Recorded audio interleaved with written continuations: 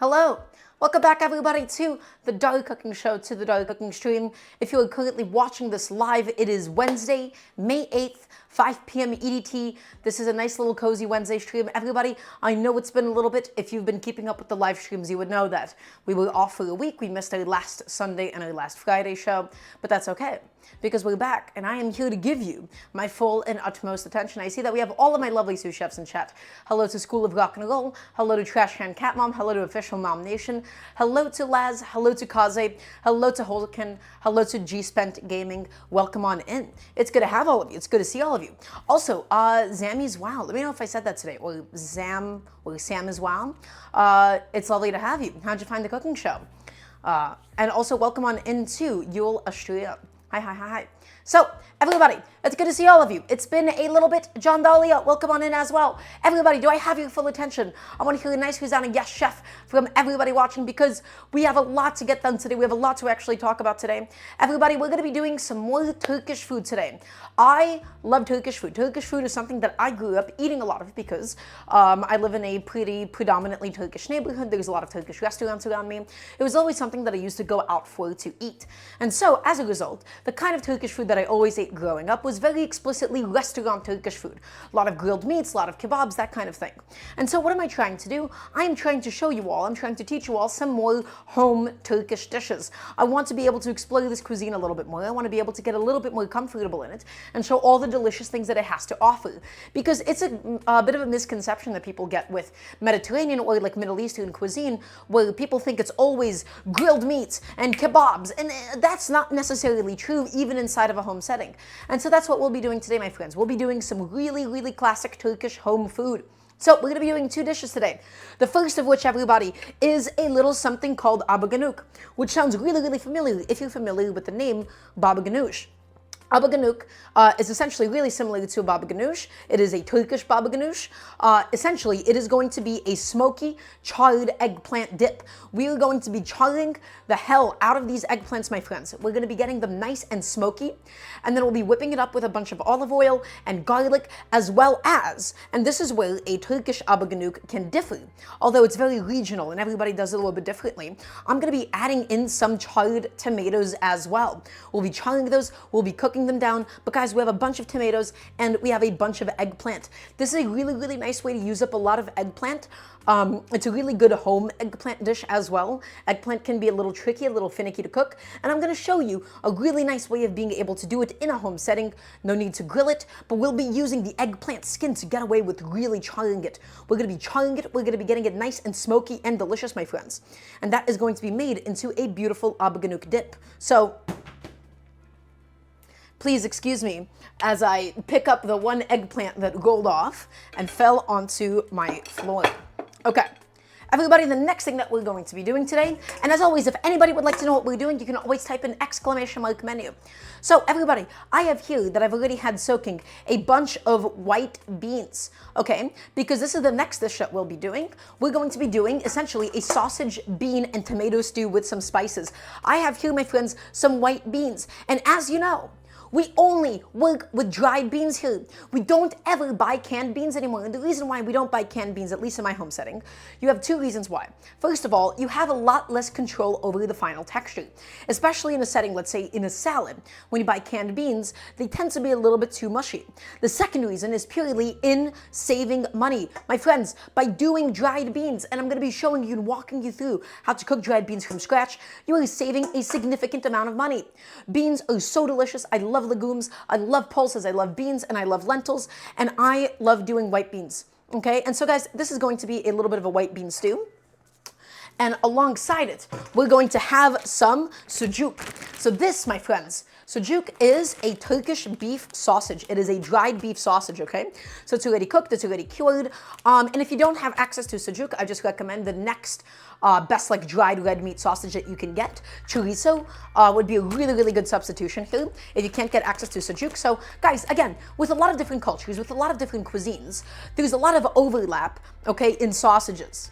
As in, there's a lot of overlap between the spices used, the fragrances, and the sort of meat used. So, essentially, you could go from culture to culture, kind of substituting for another beef sausage, another pork sausage, and it would still end up delicious. But this is a Turkish beef sujuk, and this is going to go into the bean and tomato stew. Okay, that eggplant I just turned around, it fell again. As always, everybody, we cannot make any kind of food like this without a plethora of onions. We're going to be cooking down the onions. We're going to be adding it into the beans. It's going to be delicious. We have some lemon juice to finish the beans off with. And then, of course, we have garlic because we can't cook without garlic. Also, welcome on in Pepa and Zanaltra. Hello, hello. And guys, last but not least, we will be doing some rice. I have a little bit of the sushi rice left over. I also have some of this basmati left over. So we're just going to mix it and cook it together. It'll be an interesting texture. They both roughly cook at the same time, and I just think it'll be fun for us to do. Because you cannot have beans without the rice component. So, everybody, 3 things to do today. We have to make the beans from scratch. We have to make the smoky eggplant dip. And then we also have to make a little bit of rice. It's going to be delicious. It's going to be savory. It's going to be nice and spicy. Is everybody excited? I want to hear a nice resounding yes, chef, from everybody watching, please and thank you. As I will just tie up my hair and have a little sip of water.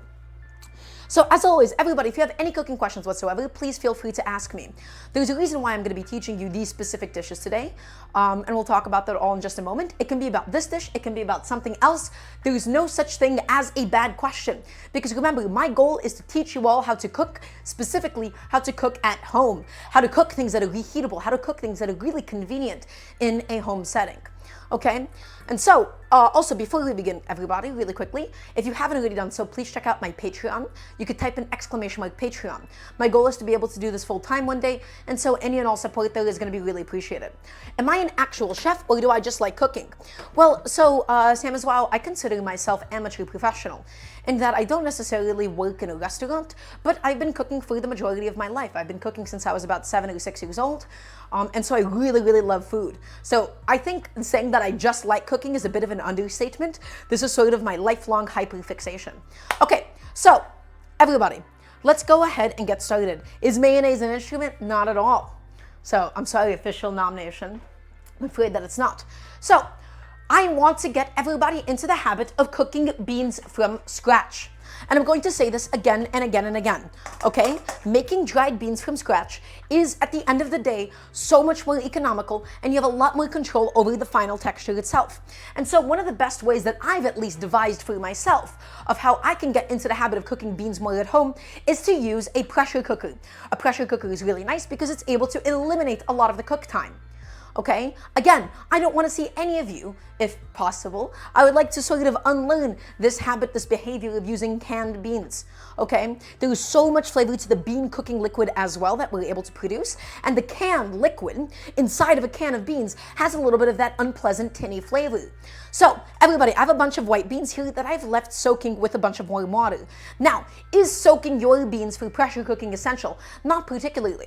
The only reason why I did do this pre-soaking and rinsing was for digestibility reasons, okay, as beans are quite notorious for giving some stomach aches.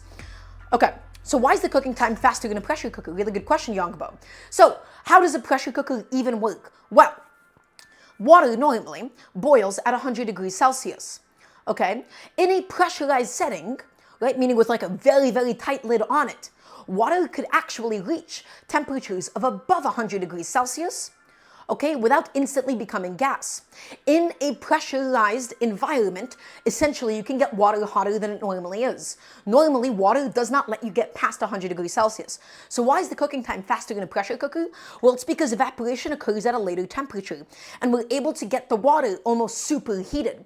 It's able to get to a point that it is hotter than you could normally do in a regular pot. So I hope that answers your question. So everybody, I have here about a pound of white beans that I've left soaking. Okay, and again, if you don't soak them, that's totally fine too. I'll talk about the different timings. And inside of my pressure cooker, if you did not soak them, you're gonna need about 2 quarts of water per pound of beans, or in my case, 1.5 quarts of water per pound of beans that I've already had then soaked. So I'm just going to go ahead and get that into the water.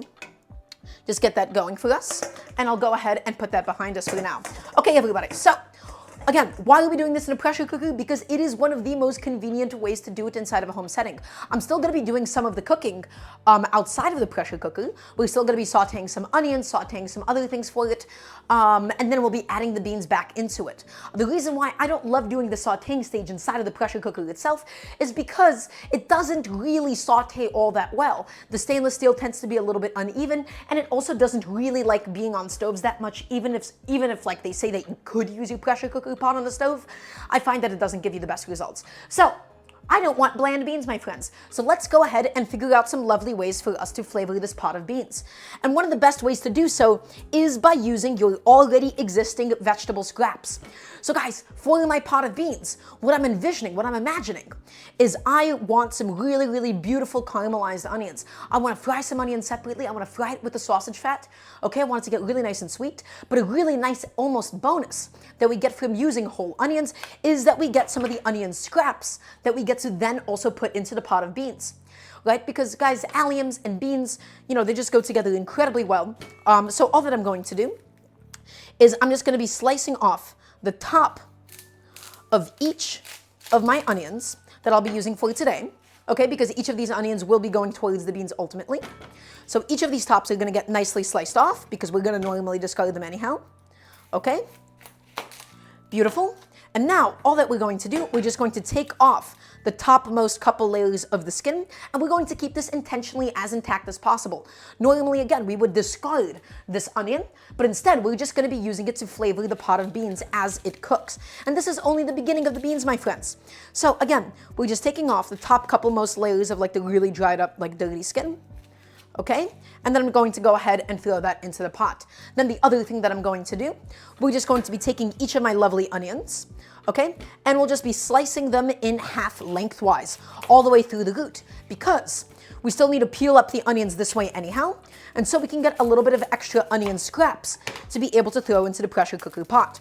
So normally, again, we discard just like this topmost layer of the skin itself, and then the rest of the onion skin, we can easily just throw it inside of the pot.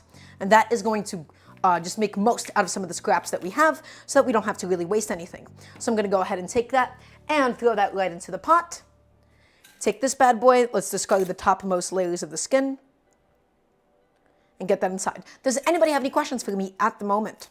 So again, if you aren't going to be cooking with onions later in a recipe or something, you guys could always just add in like half an onion or something.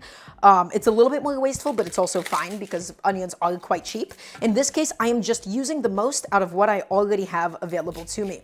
Because I'm already going to be peeling these, I'm already going to be throwing this stuff away. So let's just go ahead and make the most out of it. So all of this onion skin, once again, let's go ahead and get that in here. Also, what knife set do I use? So official nomination, I don't actually use any knife sets specifically. The reason why is because you get a lot of different knife shapes that you don't really use in the kitchen. This is my quarter and petty knife. I just sort of build this up incrementally over time. Am I following a recipe, or is this how I just do cooking like a beast? So I am not following a recipe at all. All that I want to teach you guys is the technique. I want to teach you all the theory. I want to teach you all how to think of food. Okay, so at home, I'm never explicitly following a recipe, okay? So everything that I'm doing here, guys, it is just purely theory, okay? And we're improvising as we go, where we have a sort of general idea that we're following. I hope that answers your question. Okay, this guy is a little bit nasty. He's a little bit rotten, so we're actually not gonna use this onion skin. It's a little older. And that's totally okay. And guys, we're going to go ahead and get all of these onion halves back behind me because we have now officially used up all of the scraps that they had to offer for us. The next thing that we're going to do is we're going to get a couple of garlic cloves inside. And again, everybody, same idea. We don't want to be chopping the garlic cloves or anything because the goal is to be able to pluck them out. The goal is to fish them out after. And there's going to be more garlic later on in the dish itself. This is purely just for flavoring the beans in this initial cooking stage. So all that we're going to do, guys, we're just going to take it and we're going to give it a little bit of a squash, just like this. We're going to use my bench scraper. Okay, we're just going to press it down, and we're going to press down the second one, give it a little smash.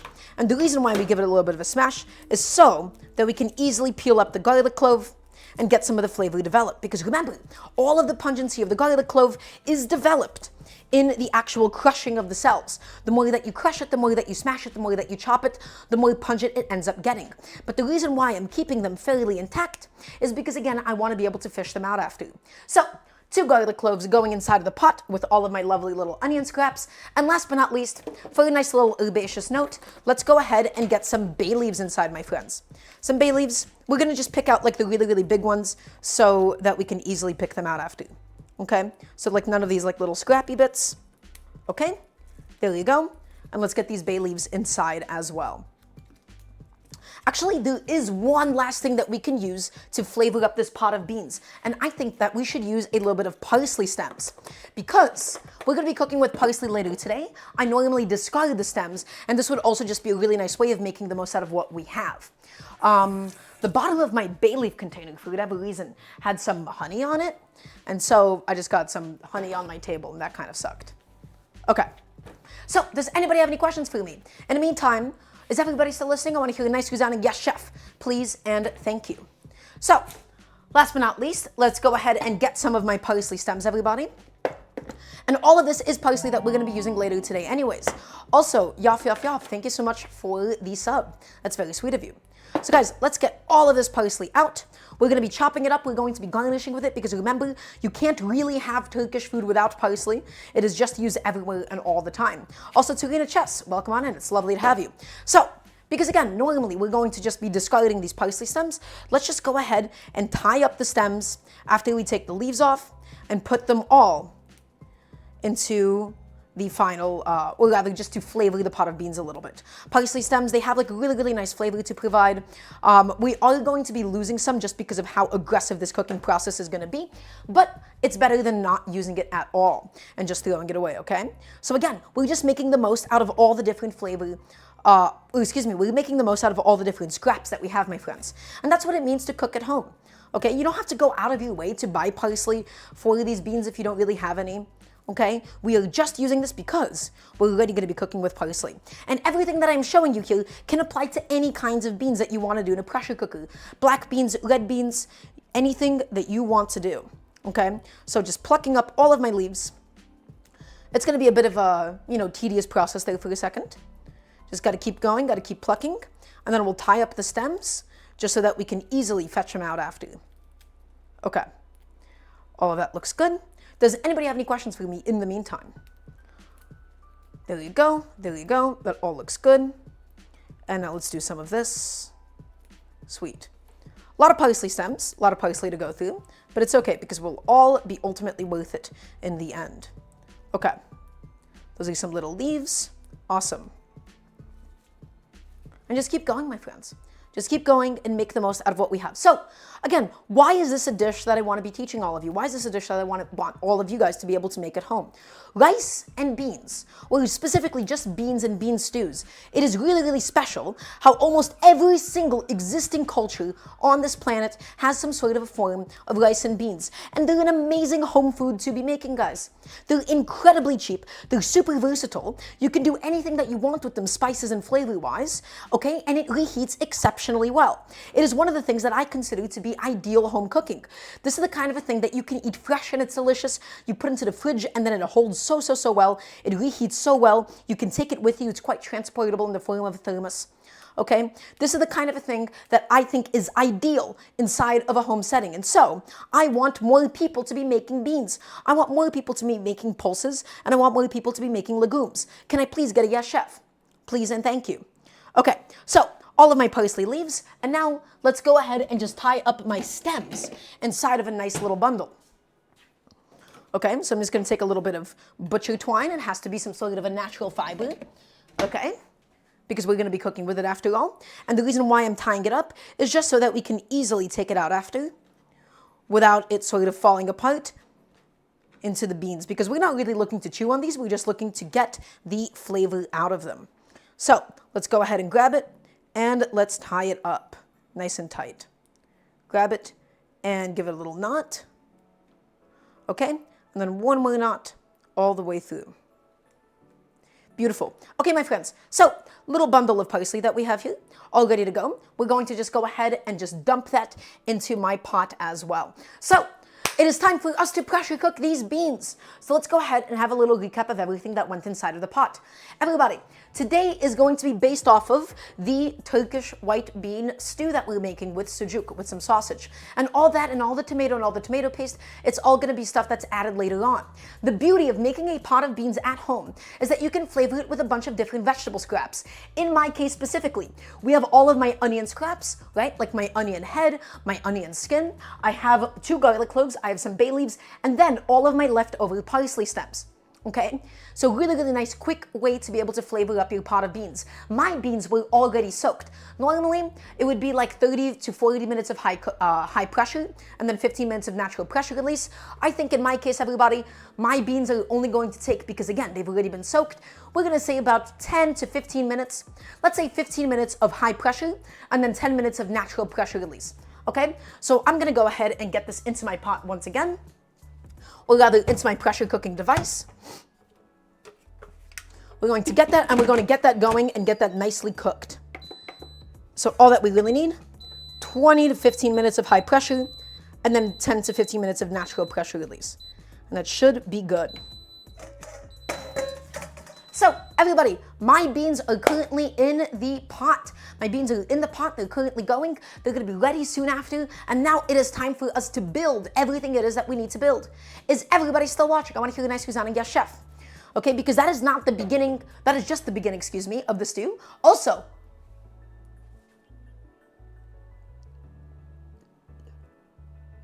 how much was that? How much? Did I miss that number? How much was that number? Was that $500? Okay, Hexeract, welcome on in. It's lovely to have you. Thank you for stopping by. That is what Hexeract does. Someone must be crazy. Hi, Hexeract. It's lovely to have you. Time for a new chef's knife? Well, maybe not quite yet. There's a couple of things I could use that for. Hex, thank you so much for the $500 donation. Jesus Christ. That is a lot of money. Thank you. It's very sweet of you. Okay. We got to keep moving on with the dish. We have a lot of things that we need to get done today. Hexeract, again, thank you so much. That's very sweet of you. That's kind of a ridiculous amount of money, I have to say. That is a fairly ridiculous sum of money. So I haven't been able to fully comprehend that at the moment. Hexeract, thank you so much. That's very sweet of you. Okay, everybody, it is time for us to do everything else that we need to do for today, everything else that we need to do for the different dishes that we're going to be making. And so, it's going to start off with some tomato. And guys, you already know what's happening. You already know what's going on. This is something that I've taken a lot of inspiration from, specifically Mexican cooking. I love the way that tomatoes and tomatillos and chilies are charred in a lot of different Mexican applications, specifically for salsas. And so for today, for specifically my bean stew, as well as my Abagannuc, I'm actually going to be charring my tomatoes as well. We're going to be putting them under the broiler. We're going to be getting them nice and black and nice and smoky. And it's going to add in another element, another dimension of flavor into the whole thing. Okay, so let me just get all of my tomatoes off of that plate. And now we can begin getting them all prepped. Hexeract, again, thank you so much. That's very sweet of you. Okay, so everybody, tomatoes. Why am I going through with this step? Well, I want a smoky eggplant dip. I want to be able to maximize the amount of smokiness that I have, so I'm also going to be charring up these tomatoes. For my bean stew, I really want to get some of that smoky flavor. Now, is this an essential step to take? Will it make or break this dish by doing this? And the answer is no. And the reason for that is because you need to cook relative to your own intentions. If your goal is to get some of that smoky taste in your bean stew, then go ahead, by all means, take the inspiration from this other cuisine and do the step. If you don't really care for it, if you don't really want to go through that, then you also do not have to. In cooking and food, food is only as good as the intentions that are which applied to it. This does not necessarily make the dish better or worse, but it just adds another layer of depth and another layer of complexity that I'm really looking for. I'm looking for some of that char, I'm looking for some of that smokiness. But also, if you do not want to do this step, guys, nobody is making you do this step. Okay, so let's go ahead and get each of my tomatoes prepped and ready for charring. I'm going to be using my broiler because a lot of people, especially nowadays, if you live in an apartment where you don't have an oven, where you don't have a broiler element, you could just use, like any cast iron pan. You could just use any pan and really char it on that. Traditionally in Mexican cooking, you would use a comal. Okay, which is just like a really big ceramic or metal sheet that would be over the flame. In my case, I'm just gonna be using my broiler. So we're gonna be using the super hot top element of the oven. So everybody, let's go ahead and begin processing my tomatoes. So the first thing that we need to do is we need to get the core of the tomato out. As you all may know, and I need all of your attention, I want to hear a nice yes chef from everybody watching, please and thank you. I hate getting the cores out of my tomato like this. Also, Death Howl, thank you so much for the sub. I cannot stand digging it out this way because the knife is pointed towards yourself and you're sawing the flesh and you're destroying the flesh and it effectively becomes mush on the inside. Because of the fact that we already need to cut them in half so they sit on my sheet tray, the best way to core a tomato, in my opinion, we take it, we slice it in half, and then we pop it out this way, my friends. 2 little diagonal incisions. Ready? Incision, incision, and it pops out just that easily. That is, in my mind, the best way to be coring tomatoes. So let's do it again. We take a tomato, we slice it in half, and then we make 2 diagonal incisions, and we pop it out. Nice and easy.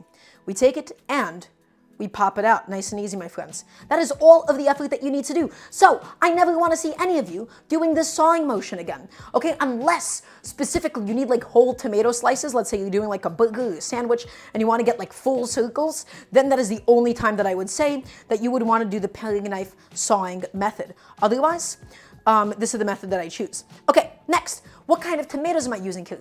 I'm using plum tomatoes. Then there's 2 reasons why I'm using plum tomatoes. First of all, plum tomatoes will always be the cheapest kind of fresh tomato that you can buy, unless something else is on sale for some reason. Okay, the second reason is that plum tomatoes, they tend to be really fleshy. So they lend themselves super well to cooking down. They become sauced super well, they cook down, they're really good in soups and stews and chilies, okay? And so they're really fleshy, they have a lot less water content. Other kinds of tomatoes, something like a beefsteak tomato, something like a really nice quality vine tomato, okay? Those kinds of tomatoes are much better in a salad application. Are they different than aromas? I do believe plum tomatoes and aroma tomatoes are used interchangeably to chess. But yes, aroma tomatoes, plum tomatoes, that is typically my tomato of choice because again, they're cheap and they're really fleshy. So guys, let's go ahead and get my sheet tray ready to go. Okay, for my tomatoes. Here is my sheet tray, already lined with foil, and I have the foil here just to be able to make my cleanup a little bit easier later on. And all that we're going to do, everybody, is we're just gonna stack them up, and we're gonna put them flesh side down and skin side up. The goal isn't really to char anything except the skin of the tomato. The goal isn't to get it really cooked through. The goal isn't to get it roasted at this stage. The goal is, again, to intentionally char it, my friends. The goal is to intentionally burn it to get it all nice and beautifully smoky. And once it's nice and beautifully smoky, it's going to impart that smoky flavor into the rest of the dish. Okay? Roma tomatoes are a specific type of plum tomatoes. Well, thank you for the clarification, G-Spank Gaming. I'm not really sure if it's just like, I guess it's just like a specific breed, right? A specific varietal of tomatoes. Okay, and last 2 tomato halves. Okay. So everybody, once again, I have a bunch of fresh Roma tomatoes here. These are both going to be used in the Abagannuc, which is the Turkish eggplant and tomato dip. It's super delicious, okay? And why are we charring it? We take inspiration from Mexican cooking. I want to char the hell out of all of these tomato skins. I want to be able to get it nice and properly smoky. And once it's smoky, my friends, that is going to give us a nice smoky dip. This is going to go into the broiler. So that is the top heating element of the oven, and it gets super hot. And again, the goal, it's not to fully cook through the tomato, it is purely just to get it charred. Can I please get a yes, chef? And so, when it comes to broiler safety, everybody, make sure that you're never walking too far out of the kitchen, okay? Because it is super hot, things can sometimes catch on fire a little bit, things can sometimes pop and smoke, okay? So when you're cooking with the broiler, when you're looking to char things, do not step out of the kitchen. Okay, I'm gonna take a quick little second just to wipe down my station, wipe off all of the tomato juice that is on it. And now we just have to go ahead and get our eggplants ready for cooking. Okay, so let's talk about the Abagannuc a little bit. Let's talk about why I think this is such an ideal home dish and why this is a really nice way for people to get started with cooking eggplant. Everybody, I'm about to go on a bit of a rant for a second. I'm about to go on a bit of a rant, so I'm going to need all of your attention for this one, okay?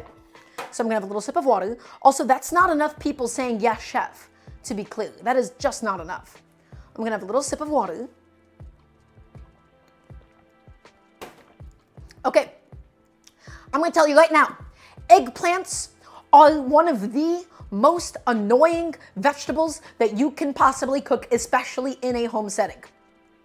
I love eggplants. I love the taste of eggplants. I love the texture of them. I love everything about a delicious cooked eggplant in so many different forms. I think cooking it is an absolute headache, and let me talk to you all why. First of all, also hexagract with 5,000 bits. How many is that? That's like another 50 or something. Hexagract, thank you so much for the 5,000 bits. That's incredibly sweet of you. Thank you, thank you. Everybody, so eggplants, number one. Not so much anymore, but they really, really used to be considered to be quite bitter.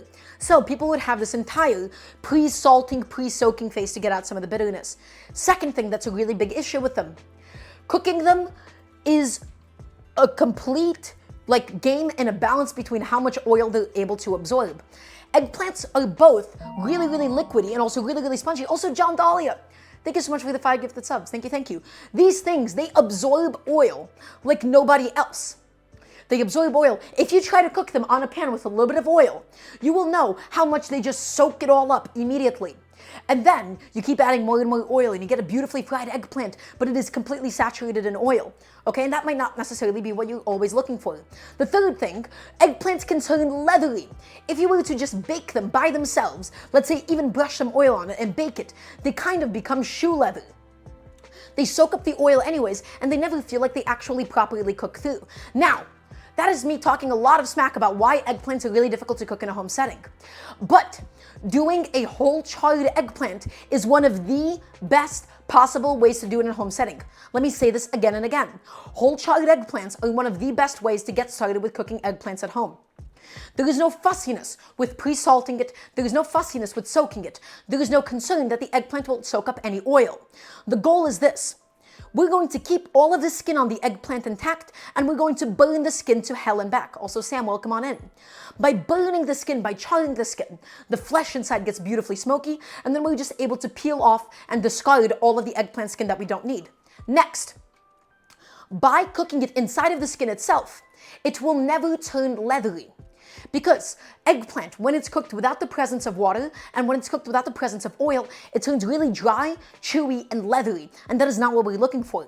And so this eggplant skin protects it by keeping the moisture inside. Now, we're going to be getting some of the moisture out by straining it out after, but the eggplant skin is such a natural barrier and keeps all the moisture inside so that it doesn't turn leathery. So does everybody understand what we're going to be doing? We're going to be charring the hell out of these eggplants. We're going to be cooking them whole, charring them in the skin so that all of the moisture remains inside and that our eggplant gets beautifully soft. Once the skin is burnt to hell and back, we're going to be able to really, really easily peel it as well. Also, Tilde, welcome on in. It's lovely to have you. Hello, hello, hello. Oh my gosh, Tilde, it's been forever. I hope you've been well. So guys, again, Abagannuc, baba gannoush, so good to do inside of a home setting. And so the only kind of prep that we're going to need for it is we just have to pierce some holes using a fork. Okay, and although we want to keep some of the moisture inside so that, again, the flesh of the eggplant doesn't turn leathery or anything, the reason why we want to poke some holes is so that it doesn't immediately burst. It's going to build up pressure as it roasts, as it chars. Okay, and so with a nice little sharp fork, I'm just going to give it the hands. All the way around. I'm making a roasted pepper salsa later tonight. Any tips? Yes. My first tip, well, okay, I have a question. When you say roasted pepper salsa, do you mean like bell peppers or what kind of chilies are you using, Tilde? What chilies do you have in mind? So guys, take it and stab it all over because again, we don't want too much pressure to build up. And let's go ahead and keep stabbing and stabbing it all the way around. A knife probably would have been a little easier. It would not have stuck in so much as a fork would have, but that's okay. Bell's, poblanos, garlic, jalapeno, tomato. Okay, so Tilde, my number one piece of advice for you is exactly what I'm doing with the tomatoes, which is to char your vegetables. So take a look. I want you to take a look right now. In my broiler at the moment for a completely different dish, for my Abagannuc today, this is the inspiration that I've taken from some of my favorite Mexican dishes. The goal is not to just cook all of your different vegetables for your salsa, but the goal is to be able to char them. So this step right here, all that I've done was I've taken my vegetables, my tomatoes, and I laid them out on a sheet tray and I'm looking to blacken the skin. I'm looking to really, really scorch it. And this is what you should do with your poblanos, with your jalapenos, with your tomatoes, with your garlic, with your onions, okay? And as a result, you're going to get a really, really beautiful smoky flavor inside of your final salsa. So that is my #1 recommendation for you right now. Do not skip out on this step unless for some reason you want a very clean, not smoky salsa. Okay? But this is going to go back under the broiler because I want to get all of my tomato skin, guys. I want it to be fully charred. I want it to be fully blackened all the way through. Okay? Fully blackened, fully charred, and just got to keep it going. Thank you. Have a good stream. Well, I'm happy that I was able to help Tilde. Do it. Let me know how it goes. Okay. Let's go back to the eggplant really quickly because we just have one last one to stab. Okay? One last one.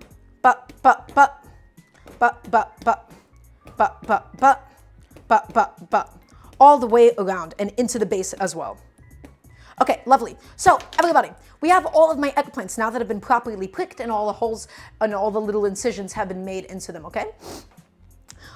So let's talk about actually choosing eggplants and the kind of eggplant that you could use for this. So theoretically, everybody, for an Abagannuc, for a baba ganoush, you could use any kind of eggplant that you would like. You could use a Japanese eggplant, you could use like the little marbled ones, you can use Italian ones, any kind that you would like whatsoever would be all good. However, Italian eggplants, for me, are kind of the ideal one because they're able to cook up in the broiler quickly, and the really, really small ones, let's say like a Japanese eggplant, like the really, really long ones, they have a lot more skin to flesh ratio, okay? And so when they have that much skin to flesh, it becomes really difficult to actually scoop out all of the flesh itself. What'd you ask? How would I char the chili? Would I cut that in half as well? Yeah, same exact idea. Same exact idea. If it's like a whole like fresh chili, I cut it in half. Sometimes I take the seeds out and it goes under the broiler. Okay, so let's talk about actually selecting a decent eggplant. The #1 thing that you have to look out for is you don't want any brown spots. You don't want any parts of the eggplant that feel unpleasantly squishy. If it feels unpleasantly squishy, that's a pretty good indication that the eggplant has already gone bad. Next thing that you're looking for are relatively green tops. But I'm going to be honest with you guys. It's kind of difficult to get good quality eggplants in a lot of parts of the United States. Most of them are not going to have super fresh green tops. So the two things that we're looking out for, again, we're not looking for any brown spots on the eggplant itself. Brown spots, really squishy spots, that's a good indication that it is past its prime. Okay? And the other thing that we're looking for, we don't want the eggplant to feel too dense. Really, really dense eggplants are associated with a lot of seeds. Okay, so you want to pick it up and you want it to feel not completely hollow for its weight, but you don't want it to feel too heavy for its weight. Okay, so does anybody have any questions about picking out eggplants? All that we did, we just pricked it with a bunch of little holes. Everybody, I believe it is now time for me to take out my lovely tomatoes. Okay, let's take them out from under the broiler, excuse me. And now they should be, at least theoretically, they should be properly charred and blackened and nice and smoky all over. And guys, guess what? They absolutely are charred and blackened and smoky all over. But don't turn off your broiler because now it is going to be time for us to char my eggplant, everybody. So take a look. All my lovely little tomatoes, that's exactly what I want them to look like. They're supposed to be blackened. They're supposed to be burnt. They're supposed to be charred because this is how we get smokiness into our final product. So the only thing that I'm going to do right now is I'm just going to take out all of my tomatoes and then I'll also just be broiling my eggplants. Does anybody have any questions for me in the meantime? So each of my tomatoes, off they go. I'm just going to set them aside onto this little separate plate. And this again is going to go both into the Abagannuc as well as as well as my bean stew, okay? So each of my tomatoes, off they come, and we're just going to cool them down enough until we can blend them in. Awesome. That is all ready to go for us. And now I'm just going to go ahead and get rid of this aluminum foil because we have no more use for it, and I just want to get a nice fresh one for when we go with the eggplants. Come on, buddy. Okay? And out we go. And we lost a little bit of tomato liquid in the process, but that's totally okay. So again, does anybody have any questions for us in the meantime? I'm just going to go ahead and get set up with some more aluminum foil here. And this is going to be the foil needed for my eggplant, everybody. We're gonna need a bunch of foil. Just get that all down and set up and ready to go for us. Okay, and so everybody, for the eggplants themselves, the goal is to get them all fully cooked in this charring process. This is going to be about 30 minutes of boiling. You don't want to put it on the topmost rack. You want to go a little bit lower. Okay, because the goal, we're going to burn the hell out of the skin. We're going to burn the skin so much, similar to like a roasted red pepper. Okay, also yeah, Turina, you can go ahead. You can just char it completely because all of the skin is going to get peeled off. Okay, so the flesh, it's going to be nice and protected. It's not going to turn leathery on account of the eggplant skin protecting it. And then every so often, we're going to be rotating it. In total, it's going to be about 30 minutes of total broiling time. Does anybody have any questions for me? So all of my eggplants laid down onto my sheet tray. Again, do not peel this eggplant. Do not chop it. Do not cut it in any way. We need that skin to protect the eggplant. I'm using Italian eggplants. You could theoretically use any kind of eggplant, but to me, this has the ideal ratio of skin to flesh. Can I please get a yes, chef, from everybody watching, please, and thank you. So I'm also going to be just putting this under the broiler. Okay? I'm just going to get that under the broiler. We're going to get it nice and charred, and this is going to be a process over the next 30 minutes or so. The goal, we're going to get our flesh nicely and beautifully and properly cooked through. We're going to get our skin blackened and charred until the whole eggplant is nice and smoky, and it's going to be delicious, everybody. So I'm just going to adjust it. Just make sure that it's in a good spot inside of my oven. At the moment, it's being a little tricky with my aluminum foil. What is going on, guys? What's happening? We're being a little finicky at the moment. Okay, there you go. That should be good now. Okay, and under the broiler, she all goes. Lovely. Under the broiler, a total of about 30 minutes. And every so often, guys, we're going to be inspecting it and giving it a bit of a rotation. We're going to get that skin nice and smoky, nice and charred. We're going to be putting it back into the foil until we can peel the skin off. And then we'll just be, getting all of the liquid, all of the bitter liquid out of the eggplant so that we get a nice, properly creamy Abagannuc at the end. Did we have to oil the skin, chef? The answer is no, not at all. Because the goal is for the skin to turn really, really like burnt. We don't want to burn any oil. We don't want to get it all, we don't want to like smoke up the oil or anything. Okay, we are looking for the skin to become super, super dry. So we're intentionally not oiling it to get them. Alternatively, a really traditional way to do this would be to grill it instead. If you have a really nice, beautiful grill, really nice barbecue setup, guys, doing it over an open flame, getting some of that wood smoke, that would be ideal, in fact. Okay.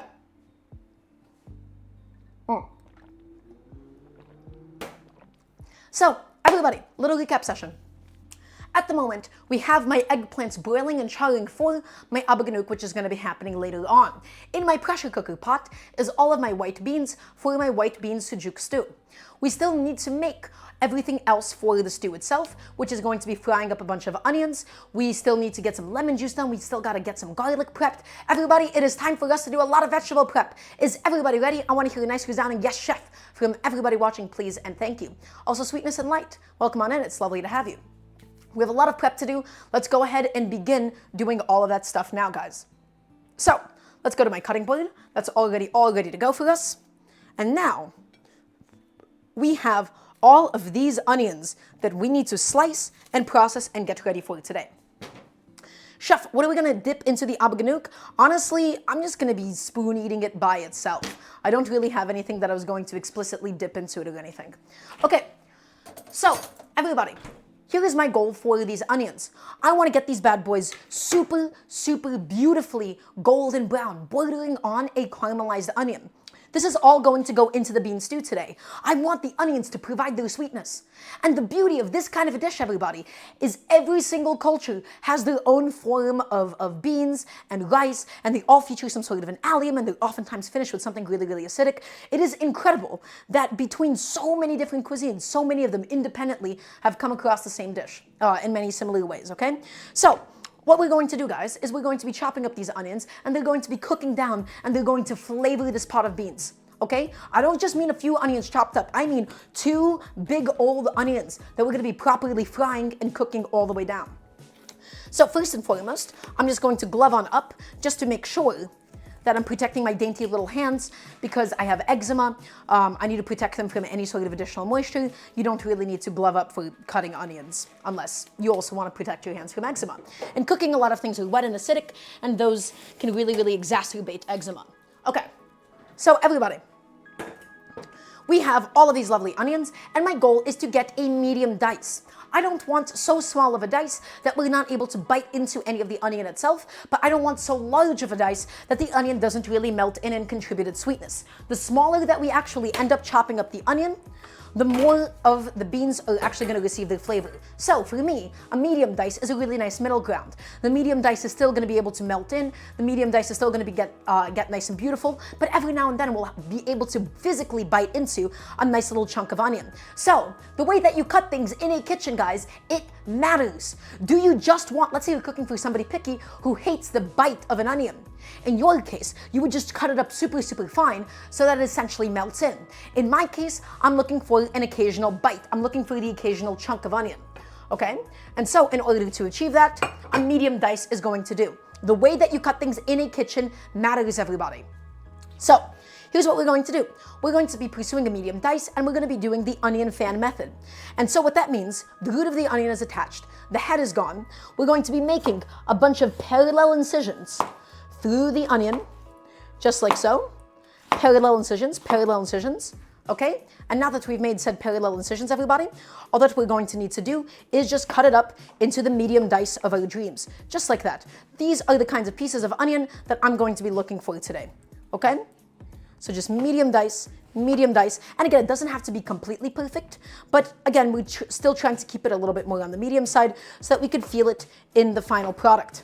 So medium dice, and if your knife is nice and sharp, guys, as always, you will not cry when you cut onions. The duller your knife is, the more that you crush it, the more that you process it and destroy it, the more of that pungency of the onion actually ends up getting produced, okay, causing us to cry. I'm just gonna go ahead and get a little transfer bowl ready to go for us. Just get that ready. And just make sure that that is nice and open. Everybody, when we are cooking at home, we want to be able to get as much of our prep done as possible during our passive time. We have something under the broiler, we have a pressure cooker going. This is a really good time to get some of our prep done. The time that you don't want to be prepping things is when you're in the middle of sauteing. If you're sauteing something, if you have to be constantly watching it, to prep in the middle of that is incredibly stressful. So get all of your prep done ahead of time and ready to go. So that is all of my lovely onion. Okay, I see that we have like a few scraps of almost like onion skin. I could have probably peeled that layer a little bit more. And now let's just go on and continue processing. I'm considering experimenting with pureed onion. So G-Spent Gaming, I would recommend a super small dice instead of a pureed onion. The reason why I don't love pureed onions is because they're crushed up and they're cut up and they're pureed so finely that they immediately release all of their liquid. To get any sort of browning on it is going to take a really long time. So I'd recommend a super small dice before I would a pureed onion. But experiment with it, let me know how it goes. It'll just take a little bit more time and it'll stick a lot more, okay? Because you're crushing it so much, it releases all that sugary water so easily. So it just is a lot more difficult to get it cooked the way that we want to for this, which is essentially a nice golden brown. Okay, let's go ahead and get all of this into my bowl once again. And guys, we're doing a lot of onions today. I want a lot of onions. You can't ever have too much onions. Chat, can we ever have too many onions? I want to hear a nice no, chef, please and thank you.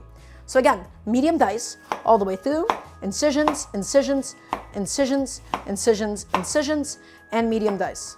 There you go. There you go. Maybe, chef? No, we do not. Not at all. Nice medium dice, everybody. Medium dice all the way through. Awesome. And we have one last onion half ready to go. Okay, and let's get that all into the bowl. And again, guys, we always have a transfer bowl ready to go, okay, just so that we can keep it all nice and easy. What I really hate is seeing people organize everything on the cutting board itself. Your cutting board, especially at home, they get really, really easily overcrowded. Only keep things sectioned off on your cutting board if it's like a big butcher block, but having easy to transfer bowls is a very nice way of going from the table to the stove, table to the stove.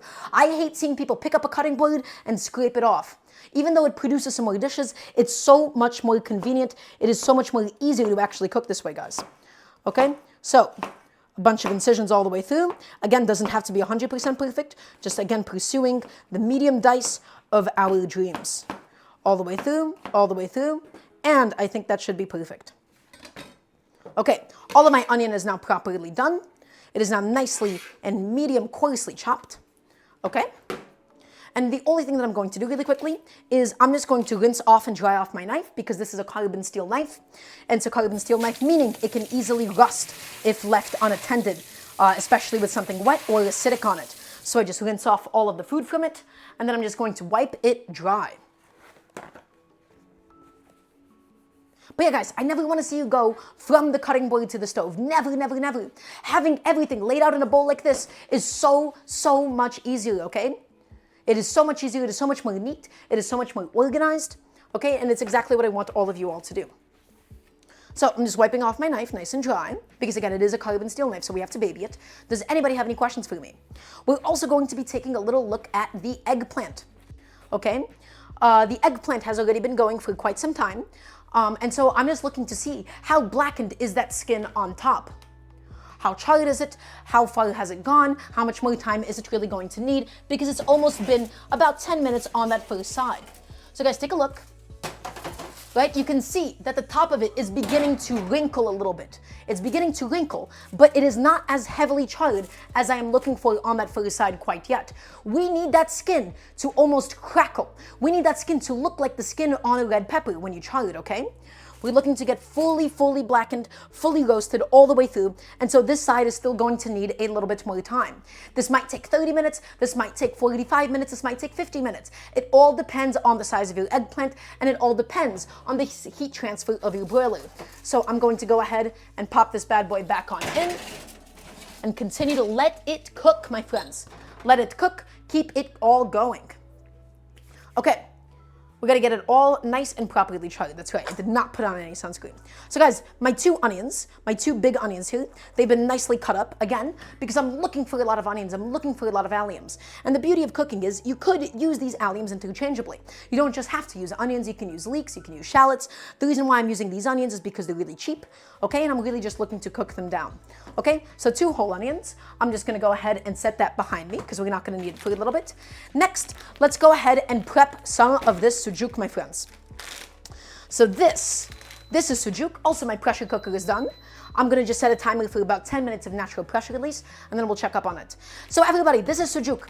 This is a Turkish beef sausage. Now here's the thing. A lot of different sausages across different cultures, they're kind of composed of the same stuff. Really similar chilies, really similar spices, really similar meats. So you could theoretically just substitute this with the chorizo. Use whatever best quality dried sausage that you have available to you. I'm gonna say it again. Use the best quality dried sausage that you have available to you. Don't go out of your way to buy sujuk, spelled S-U-J-U-K, if you do not actually have access to it. Okay? And so, this is not a sujuk stew. This is a bean stew with sujuk inside of it. Okay? And so, as a result, I'm only going to want a little bit of sujuk in my final product. Maybe only about this much. This is the quantity that I'm going to be going for. Okay? And I'm just going to trim that off. And then we got to peel it up and then slice it up. Okay? So again, I'm not looking for a lot of sujuk in my final product. I'm only looking for enough to be able to properly flavor the beans. It's going to provide so much good flavor. It's going to provide all of that cured, lacto-fermented notes. It's going to be delicious. It's going to be incredible. Okay? We just have to go ahead and just process it and cut it up into some little coins. So, got that back into my fridge now. And I'm gonna pat this dry with a little towel just to make sure that it's not like sopping wet when it goes onto the pan, okay? And guys, all I'm going to really want to do is I'm gonna peel it. Now, typically with other sausages, I don't really peel them because I believe this is made with a beef intestine. It's super tough. Beef intestines, right, like all natural like beef linings, they tend to be really tough compared to pork lining. Is sujuk fermented? Tarina, I'm actually not entirely sure. I just know that it's cured, right? And if something is cured, I suppose it's fermented, right? Well, I guess curing just means that it has been preserved in some way. So I'm going to be able to tell you. So guys, we have some sujuk right here. And now my goal is to be able to cut it up into some small coins, okay? Small coins. Again, use the best dried sausage that you have available to you. It almost looks like a pepperoni. Describe the smell. I mean, like a spicier Slim Jim. You know, it's not all that different to a Slim Jim, really. So guys, nice small to medium thick coins. The goal is going to be to fry it, and then once we fry it, and we're going to cook it in the olive oil, Okay, what's going to happen is we get to cook up all of the onions inside, and it's going to be amazing. All of the onions are going to be cooked up in the sausage fat, and then the sausages are going to get added towards the end. Okay, so all of that, get that all going, my friends. Get that all nicely and beautifully sliced up. Okay, and then this is going to be all the sujuk that we are going to need for today. So again, we're not using a whole lot. The goal of this is not for this to become a sujuk predominant stew. Okay, the sujuk at the end of the day is purely there to flavor the beans, my friends, and for us to get like an occasional little bite, to get the occasional little treat. So I'm just going to go ahead and take it and set it aside onto a separate plate. Again, do not use Sujuk if you do not have cheap, available access to it, guys. The most important thing about cooking at home is to make things authentic to your home kitchen and authentic to the kinds of stores that you have available to you. If you just have really good quality chorizo, if you live near an Eastern European store and they have really good kinds of dried sausages, use those instead, my friends. I only want you to be using Sujuk if you have access to a good quality Sujuk. I am lucky that I live in, like near a predominantly Turkish area, and so I have access to this instead. But do not use this if it will be super inconvenient and super out of the way. The most important thing about home cooking, I need to hear yes chef from everybody listening. The most important thing about home cooking is to make it authentic to your home kitchen, everybody. It's not about a pure authenticity of, oh, this is how this dish is traditionally done. It is about using the kinds of things that you have available to you and adapting it to you. That is how you get into a sustainable cycle of what it actually properly means to cook at home. So, some sujuk, we got that all ready to go. Also, everybody, if you would like to support what we do here, please check out my Patreon. You can type in !_ Patreon. My goal is to be able to continue doing the show full time. And so, any and all help there is really, really appreciated. It's a really nice way of directly supporting me. Okay. Also, why did ! Patreon not work? Oh, I think it's because it was used too recently. Or you can just scroll down and go into the About section. Okay, all my sujuk is now nicely and beautifully sliced up. My tomatoes are chilling out for a second. Some of the other prep that we need to do, I guess we gotta process up some garlic for today. We gotta check on the eggplant one more time, okay? Because we need to rotate the eggplant and make sure that it's charring on all sides. And not just that one top side. So it's already been charring for about 15 minutes or so. Let's go ahead and have a little peek. Let's see how it's doing. Oh yeah, okay, that is beginning to look good. Well, rather just kind of wrinkly at the moment. That is just purely what we're looking for. Just for it to get all wrinkly, okay? It's beginning to get there, my friends. That skin is beginning to get really, really crispy on top. And so the only thing that I'm going to do is just begin to rotate it slightly. This is going to be a while, guys. This eggplant cooking is going to be a bit of a process. Okay, so be patient with it. The goal is to get it charred up on all sides, for it to get nice and tender, for it to get nice and properly smoky. And I can already feel that skin is separating from the flesh. That's what you want. You want the skin to almost crack under the flesh itself. Okay, so I'm going to take this one and we're going to try, I don't know why I've decided to use chopsticks for this, because that was just not a particularly good idea. I already have these tongs out, so let's just use this instead. There you go. Fleshy side up. All of the soft, squishy parts have to be facing up now on the eggplant, guys. And now we have to continue charring it. It's going to be a process. It's going to take some time. But everybody, you just need to be patient. You need to be patient. You need to stick with it. And then at the end of it, you'll be rewarded with a beautiful Abagannuc, okay? So, I'm going to take all of my lovely eggplants, and we're gonna stuff them under the broiler once more. Let's get them back in there. Let's get them continuing to char, okay? And then in about 5 more minutes, we'll check on how the beans are doing. Okay, so let's continue with the rest of the prep that we need to get done for today. The next thing that I want to do is I want to process up some garlic. We're going to need some garlic for the Abagannuc, and then we're also going to need some garlic for the beans. So these are massive garlic cloves that I have here. Absolutely huge. That is about 2 cloves of garlic, and then I think I'm going to need a few more. Because, guys, you can't really have beans without garlic. You can't have an Abagannuc without garlic, okay? It's all going to be delicious. It's all going to be phenomenal at the end of the day. So let's go ahead and get just a few more out. And I think that should do it. We have 4 massive, and I do mean absolutely massive, massive, massive cloves of garlic, okay? And these are actually quite pungent. They're quite intense. And everybody, as you may know, one of my most hated cooking tasks is chopping garlic by hand. Chopping garlic by hand is tedious, Okay, it is tedious, it is inefficient, and it is a complete waste of everybody's time. And so instead of us chopping garlic by hand, all that we're going to do is we're going to be using a handy dandy little garlic press. But before we get to the garlic press, we need to just process this garlic enough. I think everybody should own a garlic press. It makes it so quick, it makes it so easy. Everybody should invest in one. Can I please get a yes, chef? Garlic, hand, bench scraper, smash it. Garlic, bench scraper, smash. Why are we still smashing it if we're going to be putting it through a garlic press? Well, it's purely for us to separate the skin. Guys, this kitchen is getting so hot. It is so hot outside. Okay, I need to get my AC up to like high speed right now. This kitchen is getting toasty. Okay? And now all of my garlic nicely and properly pressed. And now that it's all been pressed, guys, take a look. We're able to separate the skin from each of my cloves of garlic. Each and every single one of them, off they come, just pop out nice and easily. Beautiful. And that is why we press them. That's why we smash them. That's why we smack them down. We get them nicely and properly and beautifully flattened. Okay? And it just is able to save us so much time by using a garlic press. Okay, all of my garlic skins are now off. It's now peeled. What temp is your place? I mean, in New York at the moment, it's like 77 today. It's getting toasty. It's getting warm. So let's go ahead and trim up each and every single one of my garlic cloves, guys. We're just taking the dried off butts off of them. Okay, we're not chopping them. We're just taking the butts off because we have no use for these. Not going to make for very tasty minced garlic or anything. And then I'm just going to cut this in half purely so it fits inside of my garlic press because I have a fairly small one. Okay.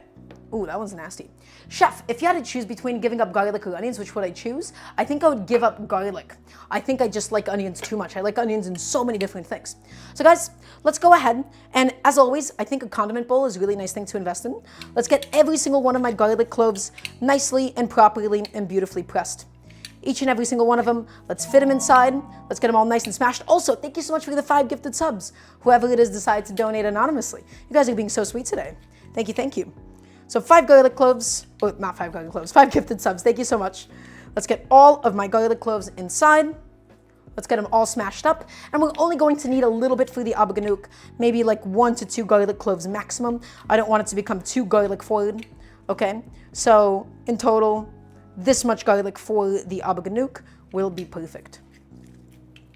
Okay, and now this guy, just shove him inside. Perfect. There you go. And guys, you can't have too much garlic.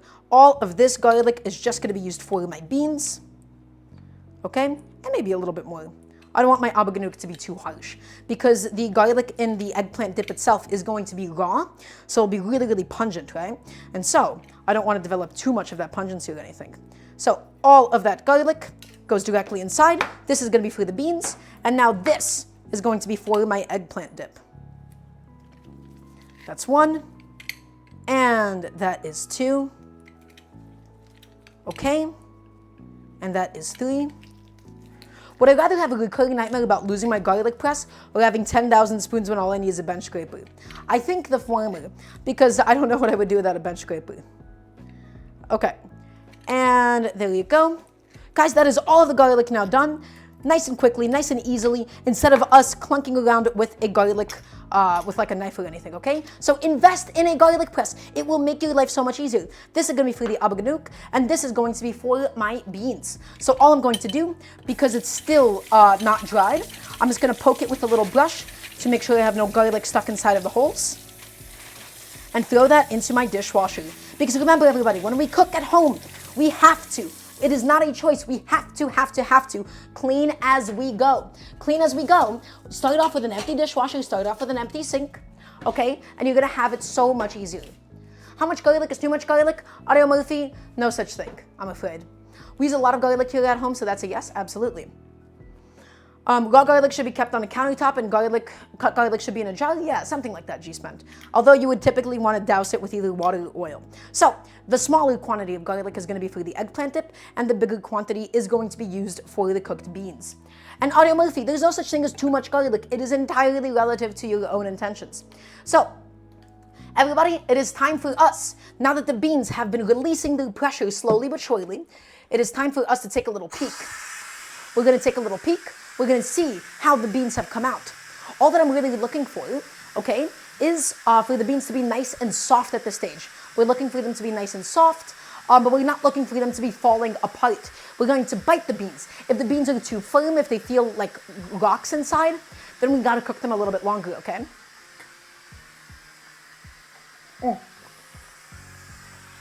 Sip a little bit of water. Releasing all the pressure, my friends. It's just gonna be there in 1 second. Actually, while we do have a second, let's go inspect the eggplant one more time, and let's see how that is charring, if at all. Okay, perfect. That is beginning to look quite good, my friends. You can see the moisture is bubbling up inside. The skin is separating from the rest of the eggplant, okay? But we need to char this thing. We need to char it to death, guys. We need to char it, we need to blacken the skin. The goal is for all of the flesh on the inside to get properly and beautifully soft. You can see how this eggplant is already collapsing the way that he needs to. These slightly bigger ones aren't there quite yet, so I'm gonna give my sheet tray a bit of a rotation, and we're going to get this bad boy back into my oven, back into the broiler, and we're going to char the skin, guys. We have to char it all the way, okay? You cannot under-char it as long as it has the skin on, but you can, you can't over-char it, but you can definitely undercook it. And if the eggplant is undercooked, guys, then it's basically over at that point. It's basically over, and there is no coming back. Okie dokie, let's go ahead and inspect my beans, guys. Let's go inspect my lovely pot of beans. So my beans have now, hopefully, been thoroughly cooked through. Okay, it has all the vegetable scraps, it has all of the flavor, it has all of the cooking liquid inside, okay? And now the only thing that I want to do is I want to taste the beans, guys. I'm not looking for it to be falling apart, but I just want it to be tender enough that it feels cooked through, okay? Because it's still going to get a second bit of cooking after, right? We're going to take out the vegetable scraps, we're gonna cook it with the onions and the tomato and everything. But at the moment, let's have this a little taste. Perfect, nice and soft. Not crunchy, beautiful. Maybe a little bit over, in fact, but more than anything, I think that that is gonna be ready to go for us today. Okay, so the only thing that we're going to really need to do from it is we gotta pick out the skins. So what does my diet look like? So Emma Q returns, that's a really good question. I eat 2 meals a day between sometime around like 1:30 and 8 or 9 p.m. A lot of my meals are structured around what I make on stream. So I try to have like a lot of protein, I try to have a moderate amount of carbohydrates, I try not to eat any sugar whatsoever, and I try not to snack. And so I eat 2 big meals a day, my lunch and my dinner. So that's kind of what my diet looks like. I eat a lot of things, I eat a huge variety of different things, and my lunches are usually leftovers from my cooking streams, and my dinners are also my leftovers from my cooking streams. And I just keep up that cycle throughout the week. So guys, all of my beans are done cooking. We're going to cool this off a little bit. We're just going to set that to the side. And the only thing that we're going to do is we need to blend down. We have to really, really properly blend down my tomatoes, because these tomatoes, they're going to be added into the beans, and they're also going to be added into my final eggplant, okay? So let's go ahead and get a little blending station all set up. Let's get it all ready to go. There you go, awesome. And let's get my blender out and ready. And now I just gotta plug it in. Okay, and everybody, the reason why we cool down the tomatoes before blending, this is a NutriBullet. It's a closed blending system, okay? If I were using an open top blender, something like a Vitamix, for instance, those you can use completely, when something is really, really hot, because of the fact that they're open top and they don't build up too much pressure inside.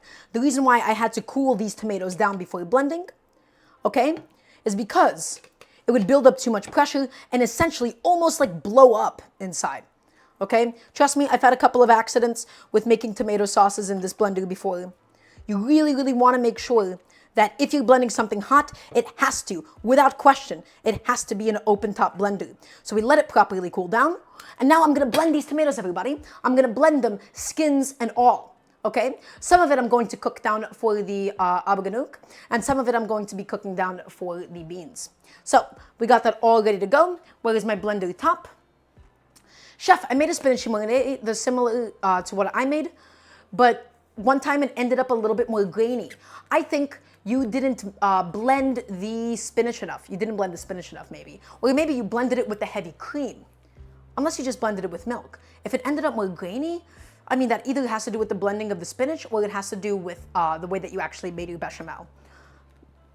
Okay, is there a reason you'd remove the skins before you're blending? Yeah, so the reason why some people would advise removing the skins before you're blending, first of all, they tend to be a little papery, they don't get to blend very well. And the second thing is, for some people, it could be a little too charred, okay? It could be a little bit too charred. So in my case, it's not that charred, it's not so heavily charred that it's gonna be overpoweringly bitter or anything. So we're just going to blend it skins and all. Oh, hello? Buddy? Why are we not, oh, shit, I didn't actually get this on all the way correctly. That's kind of on me. Okay, now it's on correctly. Now that should be okay. There we go. And blend it up, my friends. Blend it up, blend it up, blend it up, blend it up, all the way.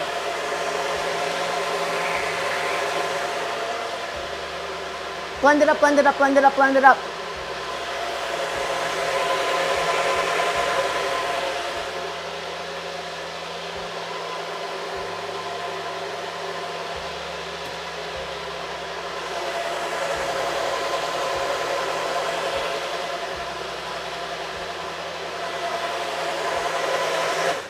And so, all that we're really looking for, everybody, we're really looking to see that all of the skins have broken down. We don't want to see any huge chunks of flesh or anything, okay? And it was still clearly a little bit warm, considering the fact that it is steaming. But, everybody, this is my nice smoky tomato puree now. And this smoky tomato puree, we're going to be cooking it down into a sauce, and it's going to go both into the beans and into my Abagannuc as well. Okay, ever had a tomato plant grow inside your body, Audio Murphy? I don't think I can say that I have. I don't think I can relate to that experience. Okay, my eggplant, timing-wise, should be almost done. But guys, I'm gonna tell you right now, I don't think it's done yet. I think my eggplants were so thick that they're going to need some extra time. Okay, so let's go ahead and verify that information in just a second. Let's go ahead and pop those eggplants out. Ooh, okay, this is actually beginning to get there, guys. This is beginning to look like the eggplant of my dreams. You can see it beginning to burst open. That's exactly what we're looking for. You cannot overcook the eggplant, but you can definitely 100% undercook it. That charred flesh, that's what I'm looking for. The eggplant completely falling apart and becoming almost like mush, that's what I'm looking for, guys. That is perfect. Okay, this one clearly still has a good amount of cooking to do. That super thin one was doing excellent for us in the meantime. Okay, so we're just going to move some of them around. I honestly might take off this little guy in just a second, but this is going to need at least another 20-30 minutes of charring, guys, okay? Remember, you can't really over-char these, but you can definitely 100% under-char them. The goal is to get it so tender that without any resistance whatsoever, we can slip in a fork, okay?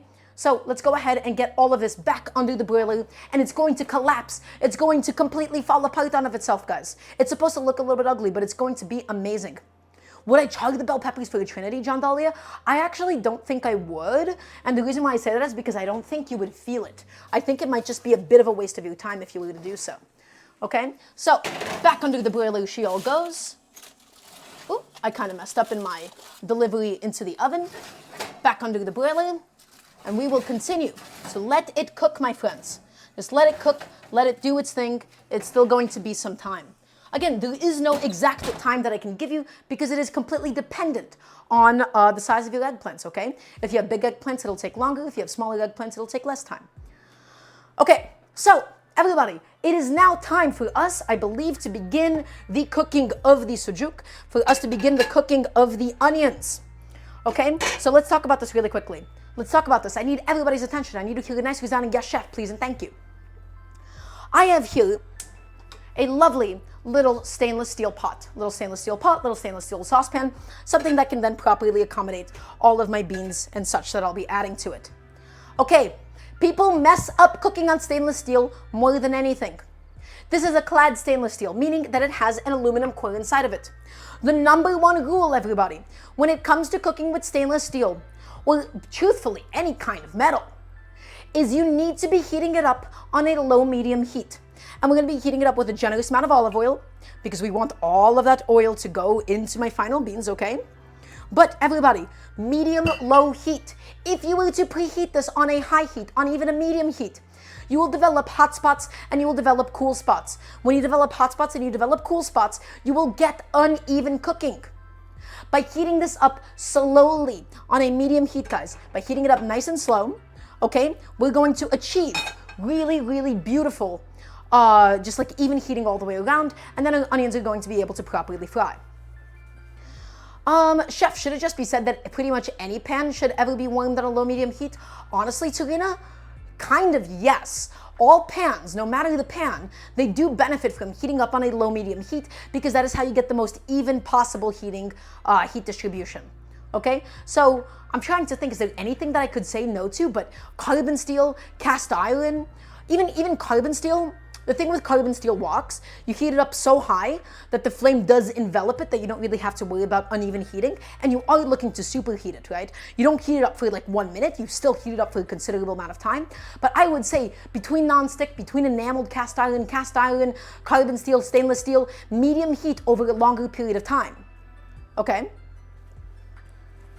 Chef, please don't get a Vespa. I will worry every day. Audio Murphy, I'm thinking about it. I'll let you know. The bottom is supposed to be hotter than the upper parts, but that's a very specific exception. Yeah, Tarina, because you're not really looking for the sides of a wok to get hot. You're absolutely right. So guys, again, low, medium heat is the way that I want you all to heat this up. And we want a generous amount of olive oil because remember, you can't really have Turkish food. You can't really have Turkish cooking without olive oil. The first thing that we're going to do, everybody, we got to talk about the order of operations. So I need everybody's attention for this. I need everybody to say yes, chef, right now, please and thank you. The first thing that we're going to be doing, okay, is we're going to be first frying the sausage. Why do we do the sausage first? Why is the sausage the first step? Well, the sausage is a bit of a gold mine. The sausage has all of course, the beautiful sausage fat, everybody. That sausage fat, the sujuk fat itself, it's going to be penetrating the final pot of beans, and we want to first fry the sausage so that the fat is able to properly render, and then we want to fry the onions and all of our extracted sausage fat. The order of operations here is really, really important. If we did the onions first, the onions kind of make everything sticky. Okay, the onions, they release a lot of water, they release a lot of sugary liquid, okay, and that sort of sticks and burns to the bottom. I want my onions to fry in this lovely mixture of the sausage fat as well as the olive oil, and this is the way that you would achieve that. The goal is for us to slowly melt out the sausage fat, okay? It's going to be great. It's going to be wonderful. So my pan is slowly but surely heating up. We don't want the high heat, guys. The goal isn't to char the sausage. The goal isn't to develop super significant color on it. The goal is for us to slowly but surely melt some of it out. So medium heat, we're going to continue to let that heat up. We just have my eggplants under the broiler at the moment. That's all still going. That's all still doing its thing. Okay? And so once the pan is heated up, we'll begin to fry up the sausage, and it'll be lovely. And why am I using olive oil? Why am I using olive oil and not canola oil? Well, the first answer is the traditional answer, which is to say olive oil is the oil of choice that is used a lot in different Turkish, Middle Eastern or Mediterranean cuisine. The second answer is olive oil is a really tasty fat. Canola oil, peanut oil, so on and so forth, they're really good at getting up to like a nice high temperature, but they don't have a lot of pleasant flavor to offer. Olive oil, extra virgin olive oil, it's really delicious. We're not doing any high heat cooking, so we don't really have to worry about the smoking up or anything, okay? And we want all of the oil to integrate into the final pot of beans. The oil is as much of an ingredient as the other parts of the dish, guys. Think about the oil that you're using. Think about the fat that you're using. Chicken fat is lovely, beef fat is lovely, pork fat, or in my case, the mixture of the extra virgin olive oil and the sausage fat. And so, again, I don't want this to be super, super hot or anything. I'm just looking for this to be at a nice medium heat because the goal is to melt out the sausage fat before it browns too much. Okay, so let's go back to the stove. Nice medium heat. My oil isn't smoking. It's barely shimmering even at this stage, I want to say. Okay, and we have a generous amount of olive oil. Again, so in goes all of my sujuk, and to make sure it doesn't splash, guys, well, again, it's not heated enough that it even would splash up when I added, so I'll just go in with all of the oil, all the sausage, excuse me, now. And all that I really want, guys, is that gentle sizzle. Not a high heat, not a low heat, but just a very gentle medium. Because the goal is, again, to melt out all of my sausage fat, and that is all gonna be flavoring up my onions, guys. So all of my sausage is now inside, and it's all just going. Beautiful. Look at it go. Wonderful. It's going to melt down. It's going to get nice and crispy. It's going to get nice and delicious, everybody. Okay? We have some really exciting stuff in the future. So, is this pan cooled off? I had this, I used this for my lunch today. Yeah, it's cooled off. I can finally put this away. Okay, that's good. Ah! I have to put this all the way behind in here. A bit of a hassle to get to, but ultimately we got to it okay. So guys, look at the sausage. Look at the sausage. Look at it properly frying in all of that olive oil, okay? Does chef ever use pans as chef weights? Tarina, I do for grilled cheeses. I use my carbon steel pan as a chef weight. Although I would really like to be able to buy chef weights properly sometime. Okay, let's go ahead and inspect my eggplant again while my sausage is frying. Again, we're looking for it to be all charred. We're looking for the eggplant to be fully collapsed on all sides, everybody. Nice and blackened everywhere. Okay, it's releasing all of that liquid. That is totally okay, I promise you. Okay, that looks lovely. And now the only thing that we're gonna do, we're going to give it the fork test. All that I'm really looking for, guys, is I'm looking for my fork to easily slide in to the sort of like thickest part of the eggplant itself. I just popped in there, and I'm gonna tell you right now, my fork slid in with ease. My fork, oh, that one is 100% cooked. This one and this one, honestly, I have some inclination to give them a little bit more time. There is a part of me that thinks that they could benefit from it. Yeah, let's give them a little bit more time, okay? So all that I'm really going to do is we're just going to flip them over on this one last side one more time. Flip it over and flip it over until I am comfortable and guaranteed that it's all cooked through all the way, okay? And let's go ahead and get that back under the broiler. Does anybody have any questions for me? Also, Darknessa, welcome on in. Also, really quickly, my sausage is frying. I'm just going to want to go through one by one and flip each and every single one of these bad boys. Because again, the goal, we're not looking to get too much color on this. We're just looking to melt all of that fat. All of that gorgeous fat. It's all going to go back into the beans, guys. It's going to be rich. It's going to be full of fat. But that is what it's for. Okay. So each and every single one of them, probably 2 spatulas would have been ideal for this. I am just going to go ahead and get my eggplant back under the broiler. And keep that charring, everybody. Keep it charring because, again, you can definitely undercook it, but you cannot overcook it. So let's not take any chances. Nobody likes undercooked eggplant. Okay to use salami or pepperoni? Really good question, actually. Honestly, I think that it wouldn't be bad at all. Would it be ideal? No, because I think pepperoni tastes like really, really distinct. Like I bite into it and I'm like, oh yeah, that's pepperoni. But honestly, I would just say go for it. I would just say give it a shot. If anything, I would do like a small dice so that you don't bite into a chunk of pepperoni and you're like, oh yeah, that's definitely pepperoni. But yeah, I would absolutely do that. Now, as for salami, I mean, it really depends because salami can refer to a lot of different things. But guys, any good quality dried beef sausage can do here. That is just a stream flow, Turina. But yeah, that's chorizo. No, underestimate monkey. That's Sujuk. Okay. Chef, I have a question. Can I make air frying somewhat as good as the real thing? Sweetness and light. Here's my answer for you. Probably not. And I'm going to tell you why. Air frying is not ever supposed to have been a substitute to deep frying. And let me explain to you why. Air frying is an entire marketing scheme meant to remarket convection baking. A convection oven is just an oven plus a fan. They rebranded it into a tabletop version called an air fryer. Convection ovens are really, really nice. They're really, really lovely. They're really good for a lot of different things. Will it ever be exactly the same as deep frying? The answer is no. It just does not conduct heat the same way.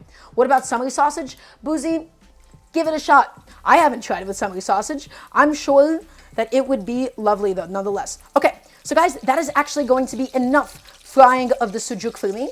Because again, my goal is not to get it fully browned. My goal is to not get anything burnt on my pan at the moment. I just wanted to get some of my lovely fat out. Okay, and now that my fat is out, and that is now fully in the pan itself, it got nice and beautiful, we can begin frying our onions, guys. So I'm just taking them out one by one because it's a little bit easier that way. Keep all the fat inside of the pan itself. Okay. Keep them out, take them out, take them out. A few more to go. Let's not leave anybody behind. Okay, guys. And now we have a pan full of all of that lovely sausage fat. We have a pan full of that mixture between the sausage fat and the olive oil. This is what's going to give our bean stew all of that incredible, delicious flavor, guys. Okay, so let's move it around for a second. Let's make sure this is now nice and hot. And now it is time for us to fry the onions. I need everybody's attention for this step. I need to hear a yes, chef, from everybody watching. Because this is where things begin to get a little, well, I'm about to go off on a little bit of a food rant. Okay, so let me just get all of my onions inside. And I mean a lot of onions, guys. And it's going to look like it's really full. And that's because it is. But we got to talk about this for a second. This is really, really important stuff, okay? And I'm going to mix it around. I'm going to make sure that everything is covered in the fat. Okay? Is everybody ready for this rant? I want to hear a nice, resounding yes, chef, please, and thank you. I want to hear yes, chef from everybody. Also, Nebby thank you so much for this up. Everybody, the process of frying onions cannot be rushed. I'm going to say this again. The process of frying onions cannot be rushed. This is not something that can take 1 second. This is not something that can take 2 to 3 minutes. To properly, deeply fry onions, it can take 10, 20, 30 minutes. And let me explain to you why. There's so many recipes out there. There's so many dishes out there that people say, oh, just saute your onions for 2 seconds. Just sweat it. That, my friends, does absolutely nothing. The onion itself, it's super saturated with water. You can hear the sound of the pan has stopped sizzling. Okay? It takes time to fry the onion. Why? Because the onion cooking is in 3 stages. The first is the collapsing stage. You collapse it and then it releases a bunch of liquid. The second stage is the evaporation stage, guys. All the liquid that has been released, it needs to evaporate. The third stage is the frying stage. You cannot fry with a significant presence of moisture. Onions are wet. We need to get rid of all of the moisture of the onions. And so in order to do that, we need to first collapse them. And then we need to evaporate the liquid that ensues. So it's covered in the fat. You guys can hear the sound has completely changed. It has stopped frying, and that is okay because it's a necessarily part of the process. So here's what we're going to do. We're going to take this bad boy and we're going to slap a lid onto it. Why are we slapping a lid if we want to get rid of the liquid? Well, that's because it's going to help steam it through. And by steaming it through, it's going to collapse it. Then we take off the lid and then it no longer needs it. So, do I ever use red onions? Yeah, I do underestimate a monkey. My issue with red onions and cooking with them specifically is they tend to burn a little bit easier. So guys, this lid, it just needs to be here for the first 2 minutes of cooking. 2 to 3 minutes, the onions would have collapsed and then they're going to be cooking in their own liquid. And then guys, once they're cooking in their own liquid, it is going to be a long process of beautifully frying them. We're going to fry them. We're going to get them deep and beautifully golden brown. Is everybody ready for that process? It's going to be a bit of a long haul. Okay, but we cannot rush it. Also, let's taste some of the sujuk. Let's just taste one of these bad boys. Again, the goal is I just wanted this to flavor the rest of the beans, okay? So it's really not meant to be a main feature, but let's have a little taste. So good, so much flavor. Beautiful. And we didn't cook them further because I don't want them to really dry out. I still want them to retain some of the chew. Guys, delicious. Okay, and you stop eating that because I can and will become a problem for me. I will eat all of it. Okay, so my onions are going. My eggplant. Let's go ahead and take that out one more time. I actually think my eggplants should now be finally fully cooked. Okay, yeah, there you go. Guys, my eggplant is fully cooked at this stage. You see all the liquid at the bottom that has charred? That's totally okay too, I promise. And the only thing that we need to do is we just gotta wrap up the eggplant in foil because the final step is to let it steam through to ensure that the skin is just able to easily peel off, okay? So let's go ahead and wrap up each eggplant in some foil. Just gonna get 3 sheets of foil out, 1 for each of them. 1, 2, and 3. I'm not going to use the existing foil because it's a little bit charred, it's a little bit burnt, okay? And so, I'm just going to get each one on and wrap it up, guys. Wrap it up, let it steam through, and let that skin easily peel off. So this is one of my lovely little eggplants, or rather, pretty substantially sized eggplants. The skin has been fully charred, okay? Let's take it and let's wrap it up. Ooh, that is hot, okay? And let's just wrap it up fairly tightly. That was actually quite hot. Okay, that's one of them. Did I know the eggplant emoji was temporarily banned on Instagram? I did not know that. Thank you for sharing. Okay, so that's this one all gone. This one's all wrapped up. I'm just gonna have that chill out. Let's do the next one. Let's get the next one ready to go for us. Okay? And again, guys, it's supposed to be charred. It's supposed to be this burnt. Okay? It's supposed to be this thoroughly blackened all the way through. And now let's just go ahead and wrap it up. Wrap it up somewhat tightly, loosely enough that we can easily peel it off after, but it just needs to steam through, guys, so we can easily peel up that skin. And let's grab it. And last but not least, this little eggplant right here. Ooh, that one is cooked. That one is so cooked. Okay, and my last one. There you go. Take it and wrap it up, guys. We're making Abagannuc eskiya, so Turkish baba ganoush, except with some tomato inside of it too. Okay, so that's my last eggplant. That has now been all wrapped up and all ready to go. And I'll just get that resting and chilling out. Guys, let's go back to our onion. Let's go back to Mr. Onion really quickly, okay? This pan should now be flooded and filled with all of that onion water. My onions have steamed through. The salt helped to pull out the moisture, and now the goal is to evaporate all of this onion liquid. The onions have softened. The onions have collapsed, everybody. So let's stir it around, and on a nice medium heat, the goal is to evaporate all of this liquid. The onions are going to cook down. They're going to get nice and sweet, everybody. Are you excited? I want to hear a nice yes, chef, please, and thank you. So that's going, that's happening. I'm just going to move around a couple of things because, guys, remember, we're cooking at home. And when we cook at home, we have to what? We have to clean as we go. Always, always, always. So I'm going to go ahead and get rid of my foil. Okay. Get rid of that. I have a couple of things here that I don't think I'm going to need later on, which I'll also just be getting rid of. A couple of plates and whatnot. Oof. Okay. Get this out of here. Awesome. And now, guys, the onions are in the evaporation stage. We've collapsed them. And now we are cooking out all of that unnecessary onion liquid. We're cooking it down. We're going to get them nice and soft. And we're going to build up a lot of really, really beautiful caramelization on them, okay? We got to peel the eggplants. We're going to rinse out the water. We still have so much work ahead of us, guys. We are not anywhere close to being done yet. We got to make the spice blend for today. Is everybody excited? The onions are going, again, you can do like a medium, high heat at this stage because all we're really looking to do is just evaporate it. And every so often we're going to stir it, especially from the bottom, to ensure, to really, really, truly make sure that nothing is sticking. Okay? If anything is sticking, it's gonna burn, especially with how sugary all of that onion liquid is that comes out. Okay, I'm gonna have a little bit of a sip of water.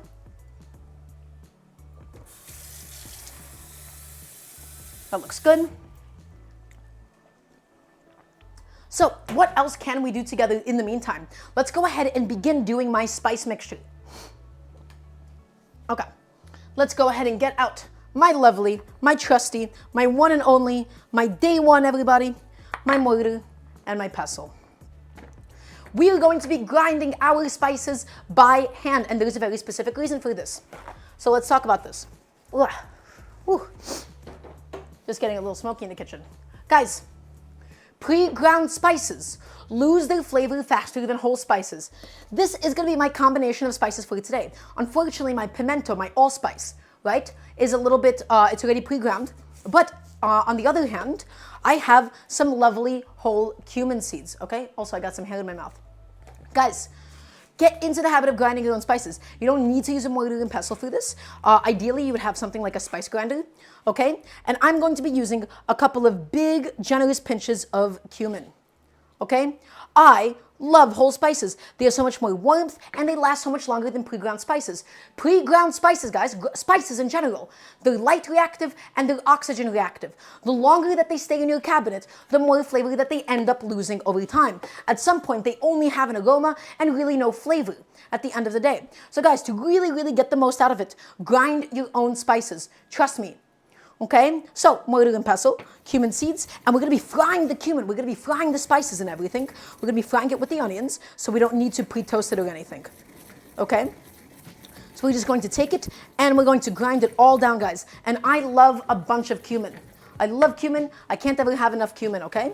And I'm just taking my onions at the same time. I'm stirring it around. The onions are getting nice and beautiful and golden, everybody. They're beginning to get there, and it's going to be a bit of a process. It's going to be a bit of a process. You have to scrape down the sides. You have to make sure nothing is burning. Be patient, and you will be rewarded with some really, truly beautiful onions at the end of the day. Okay? So let's just keep grinding, guys. Keep grinding, grinding until we get a lovely powder. Keep grinding, keep grinding, keep going, keep going, keep going. Does anybody have any questions for me in the meantime? Okay. We're just looking for a nice, fine powder, everybody. And I love a lot of cumin. For me personally, you can't ever have too much cumin. Also, for this traditional Turkish dish, everybody does the different assortment of spices differently. Okay? Some people, they do no spices whatsoever. Some people, they just do the Aleppo, they just do the red pepper. Okay? Chef, have I ever had formal chef training?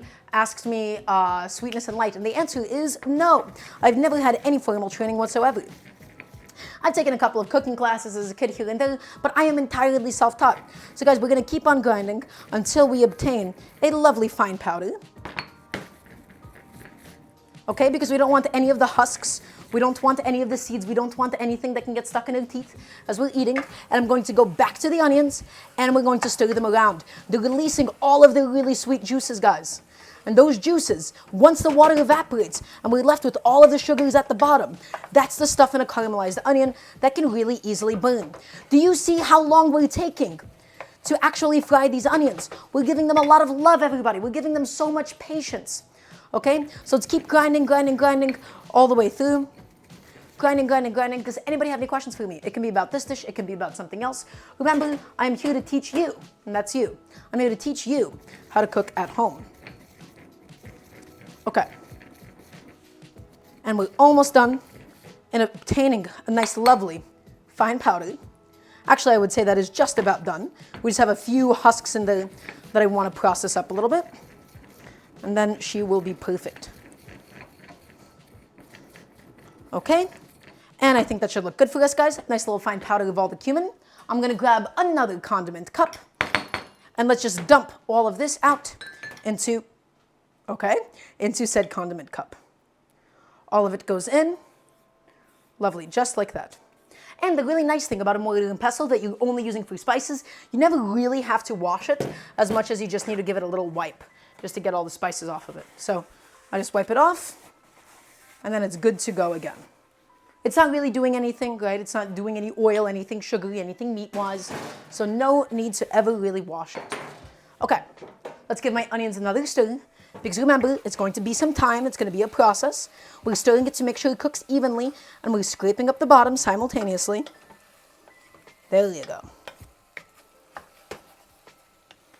Okay. Beautiful and gorgeous. You guys can see the color on those onions. They're now beginning to develop. They're beginning to develop. They're beginning to get there. Yeah, that makes sense, sweetness and light. Okay, let's go in now with the rest of my spices. So guys, this is pimento. This is allspice, okay? This is used really, really often in a lot of Middle Eastern cooking. It's used also in a lot of like Central American cooking. This is a spice that you don't want to use too much of. In small amounts, it's really, really pleasant. Too much of it, and it's the first thing that immediately hits you. It can be really, really unpleasant in high quantities. Guys, start small. You can add in more later. Start small, add in more later. Can I please get a yes, chef? I need to make sure that all of you understand this. Okay? So, we're going to do the littlest, tiniest bit, maybe like a quarter of a teaspoon, roughly, or so, just a little bit. I truly mean just a little bit, okay? And then, guys, this is kind of the start of the show for today. This is some Turkish red pepper flakes. I believe this is also just called Aleppo pepper, okay? It's moderately spicy, not like immediately like a cayenne. And we're going to do 2 whole spoons of that, and then we'll just be able to adjust this to our taste later on. Okay? Remember, we're still going to be frying this. We're going to be infusing the oil with all of these spices, but worst comes to worst and it's not enough, we can always add more later on. So guys, take a look. Look at this beautiful assortment of spices. My freshly ground cumin, my Aleppo pepper, as well as my pimento. All of it together smells quite amazing.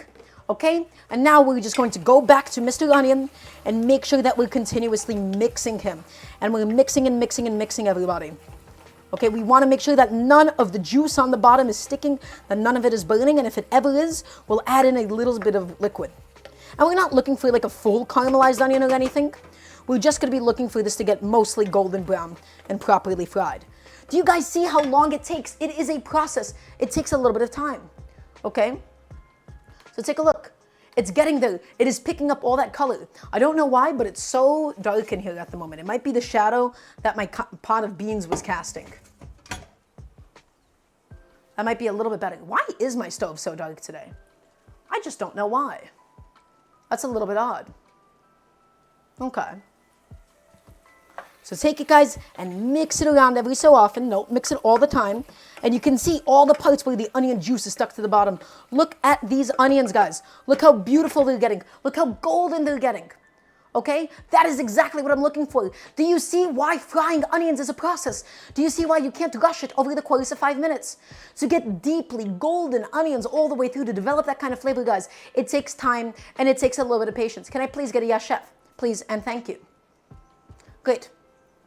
So my spice mixture is done, my garlic is done, my sujuk is done, my parsley, we should be chopping that up in a second or so. We have done the majority of the prep work for today. So what's going to happen is this. We're going to add in the spices and the garlic into the onions, let those fry. We're also then going to be adding in a bunch of tomato paste as well as my pureed tomatoes. Once we let that cook down, we'll be adding in some of my lovely beans, guys, okay? That's right, we have some sujuk coming in. This is some sujuk with cooked white beans. Okay, so it's going to be really tasty. It's going to be really good. Does anybody have any questions for me? This is a really good time to ask me. Because again, this process of cooking the onions, it does not happen immediately. Okay, it takes a little bit of time, it takes a little bit of love, it takes a little bit of patience. We just agitate a little bit, and now we got to keep it all cooking. I'm even nailing the pronunciation. Well, I'm glad. Turkish cuisine is one of my favorites. I love Turkish food. And this, to me, is ideal Turkish home cooking above all else. The reason why this is such good home cooking, guys, is because these kinds of beans are so easy to reheat. This is the kind of a thing that you make at the beginning of a week and you keep in your fridge. This is the kind of a thing that you can put inside of your freezer, guys. Making a beautiful pot of beans like this, it is cheap. It is ideal home cooking. I'm not here to teach you how to make steaks and how to make French fries and things that are only good within the first 20 minutes of making them. I'm here to teach you home food, and I'm here to teach you how to elevate home food. I'm here to teach you how to make delicious, flavorful home cooking that is varied and that you can just experience so many different things, guys. That is why I'm trying to do the things that we do here. Okay? So you might think, oh, it's just a pot of beans, but look at the amount of love that we're giving it. We're putting in this really lovely Turkish sausage. We're frying up these onions. We're adding in the spices. We're giving this pot of beans so much love so that you feel that love whenever you go to heat up a bowl for yourself. None of the food that I make here, guys, okay, is things that cost too much money, is things that can only be eaten in the moment. What it means to make home cooking is to make things that are easily transformable, meaning it can be made into something else after it's already, not fresh, or something that's really reheatable, and it has to use the things that we already have. A lot of my inspiration for today was the fact that I had a bunch of parsley that I wanted to use up. Okay? It's your first time here, you feel at home? Well, thank you, sweetness and light. Really, is it your first time? I swear I've seen your tag here before. I don't think is it really your first time? Okay, so guys, you can see, look at the onions, look at the oil beginning to separate from them. That is a really good indication of where we are in the cooking process. A lot of the water has properly evaporated, and now, guys, we're not going to be doing like a full, deep, dark brown caramelized onion, but we're going to be frying these onions. We're going to be frying them until they are nice and deep and golden. It's going to add in so much depth. It's going to add in so much sweetness. This is my first time. I'm enjoying it here as well. Well, thank you, Starlight. It's lovely to have you. Okay. Is this light fully on? I swear this light is like kind of dull today, and I don't know why. Okay, that's okay. So that's going. Again, we just got to keep it cooking. We just got to keep it going for a little bit longer, okay? Could you cook like more onions for me and send in the mail? Absolutely, Underested Monkey. I got you. I love onions too. Trust me. Okie dokie. What else do we really have to do at the moment? We're letting the eggplants rest before we just scoop them up. I guess I could get my straining station all ready to go. Because once we scoop them, what happens is we got to put them into a bowl to strain to get rid of all of the excess liquid. The other thing that we could simultaneously do is we could just work on picking at the beans a little bit and making sure that we get rid of all the scraps from the beans. I could do that off camera. I'm just slightly running out of space here, is my only concern. Guys, look at these onions. Look at these lovely onions. Look how golden they're getting. Look at how much flavor they're developing. The more dark brown that we get, the sweeter that they become, the nuttier that they become. We get that deep, deep flavor. And that is what I want inside of my beans. I don't want bland onions. Chat, do we want bland onions? I want to hear a nice resounding no, chef. Please and thank you. In the meantime, yeah, I'm just going to go through the beans and just take out some of the bean scraps. So like my onion skin, my bay leaves, so on and so forth. And that's going to be happening off camera. So guys, please forgive me that I'm gone for a second. Please forgive me. I do apologize. I know. I want to be there with you all too. I promise. Just one moment and I'll be back. I don't know if you guys miss me that much actually. Just one moment. I'm just getting rid of the majority of the bay leaves, the majority of my big chunks of onion skin and whatnot, and just make sure that none of that stuff ends up in my final product.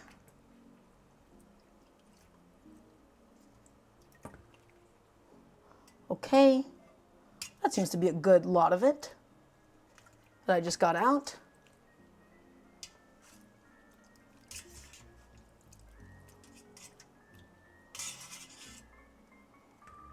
Awesome.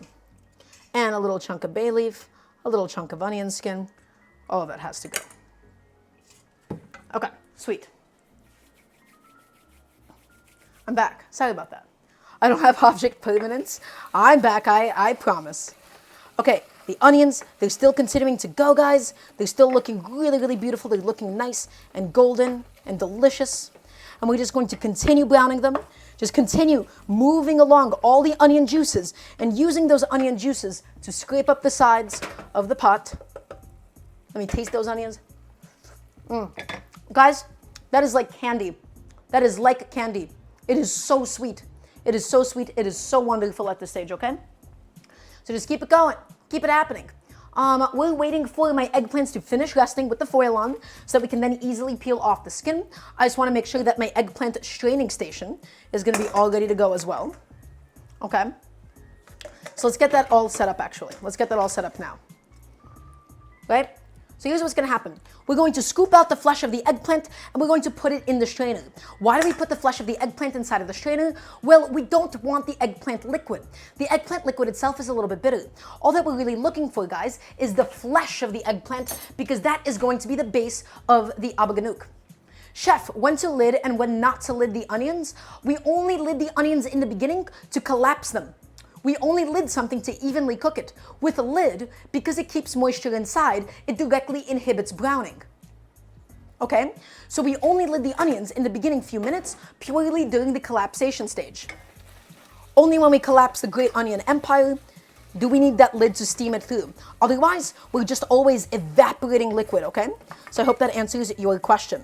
So we're scraping up the onions, guys. You can see they are becoming nice and proper and golden and becoming almost like candy, okay?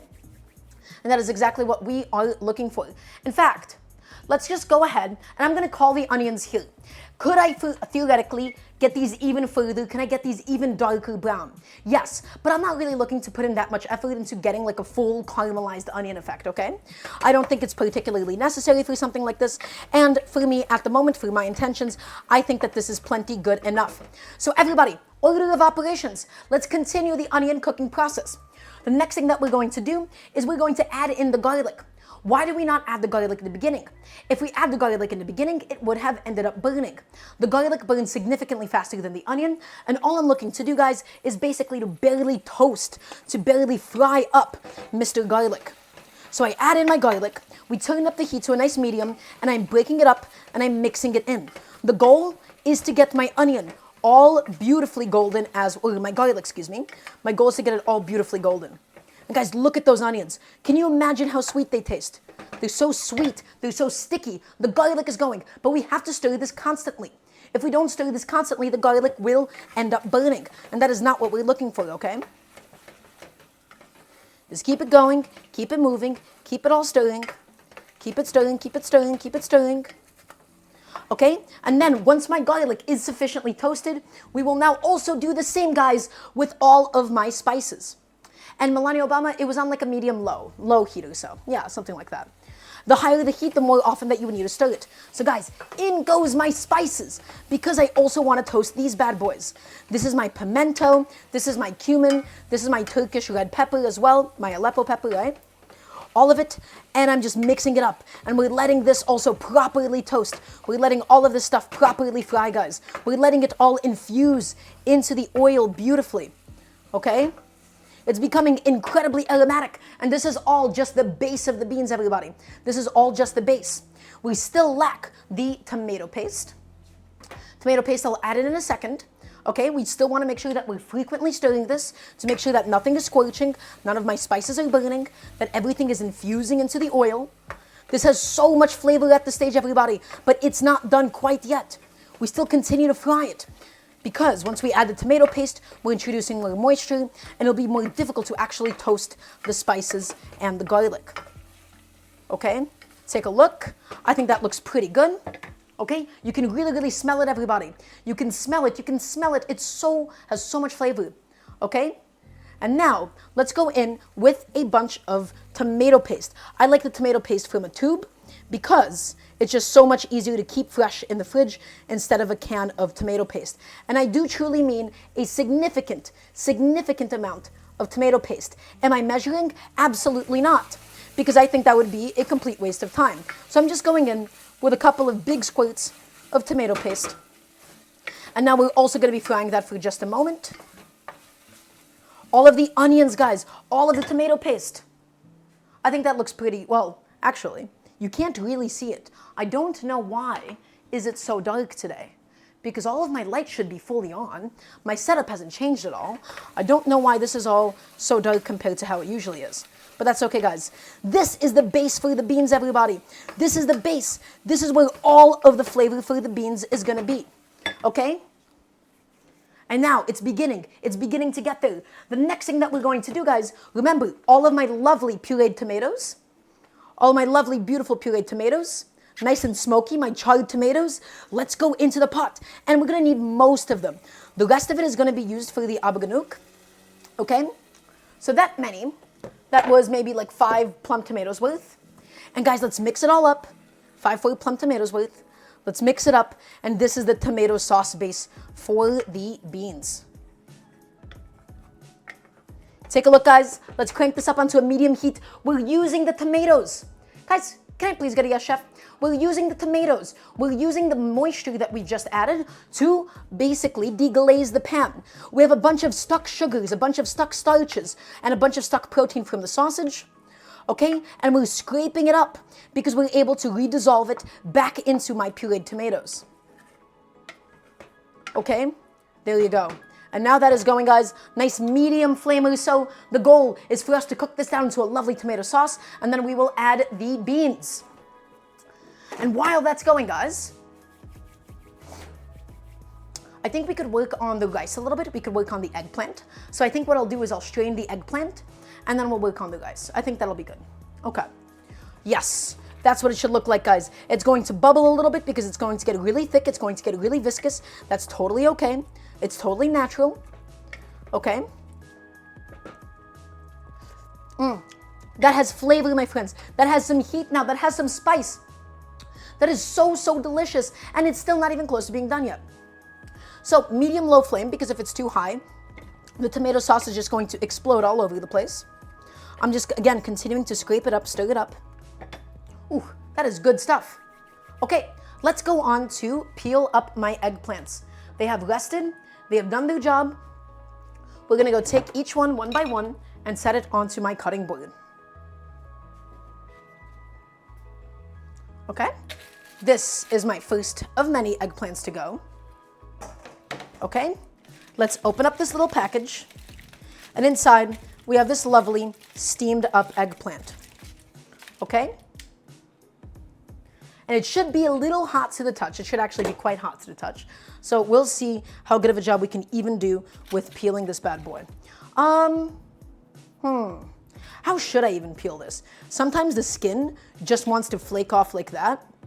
Other times it does not. So let's actually just probably split it open first. Okay, you can just see it pops open just like that. The eggplant on the inside is just fully cooked through all the way. There you go. We have unveiled our lovely little eggplant inside. Okay, so we just make these little incisions, just again to ensure that it all properly opens up a little bit. There you go. There she is. Okay, and again, I'm going back to my tomatoes and just giving that a little gentle stir.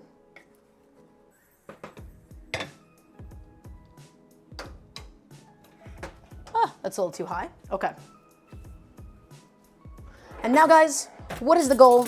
We're gonna go in there with a nice large spoon, the largest that you have available to you. I'm trying to find my big spoon. God, I wish that were me. Sorry. Okay. And now we can just go in there and just scoop up the flesh and put it over the strainer, guys. Okay? Just take it, scrape it off of the skin. Scrape it off. You don't want to waste any of the flesh. And guys, you can see how much flesh we actually even end up with at the end of this. Right? You can see how much of it has actually just ended up cooking down, okay?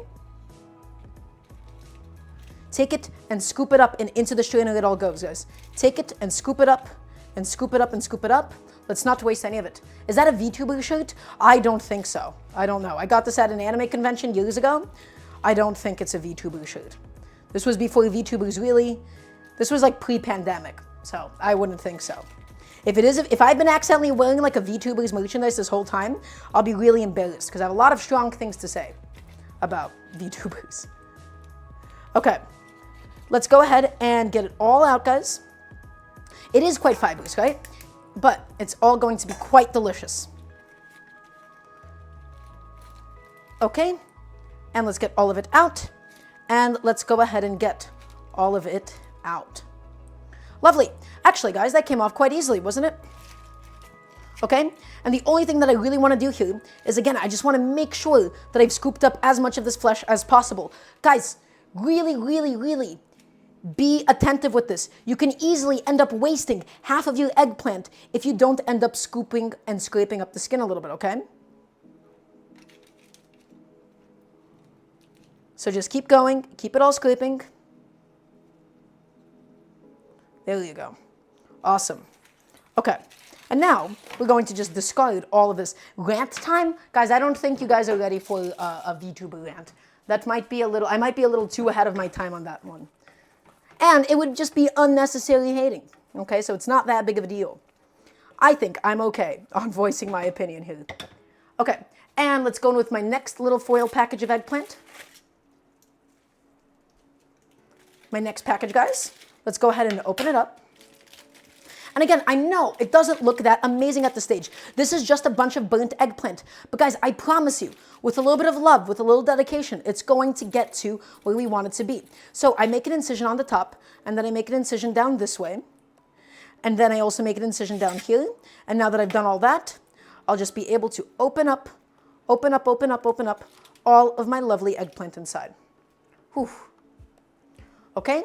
And guys, seeds and all, don't worry about any of it. You don't have to discard any of it at all. This is some perfectly cooked eggplant, nice and soft. Okay? If the eggplant feels rubbery or spongy, that's a good indication that you haven't cooked it enough.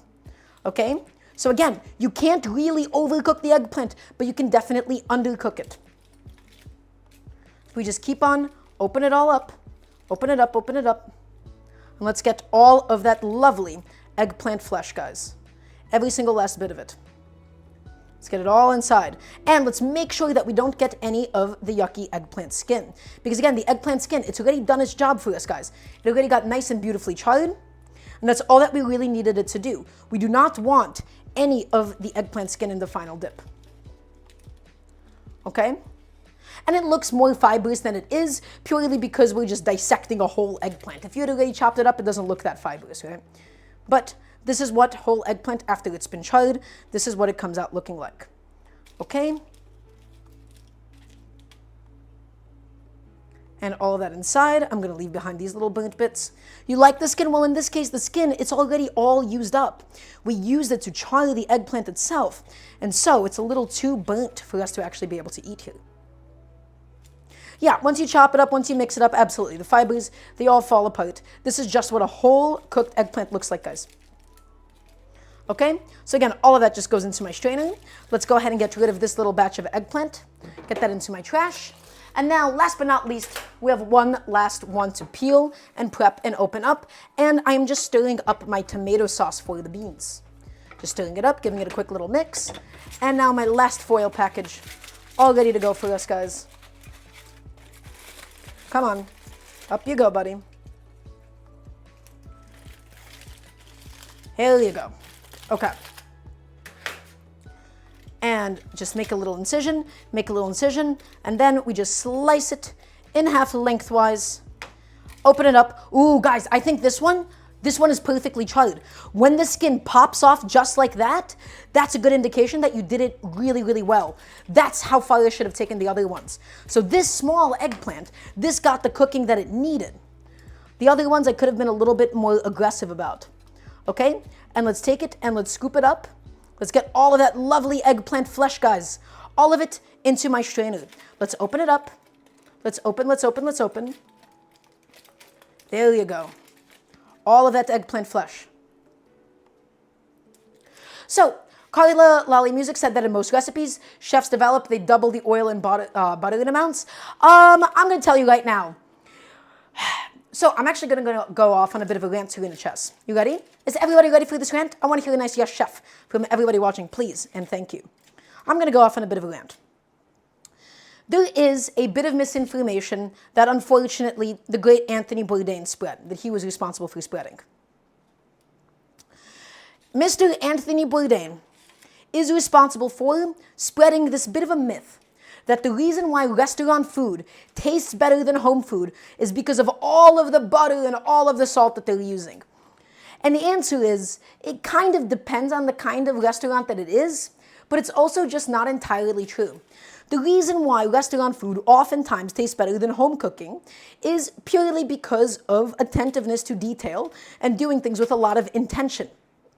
A lot of home cooks, straight up, they don't really know what they're doing. Okay, they don't know why they're doing certain steps. They're not taking something far enough. They don't know what actually makes something good.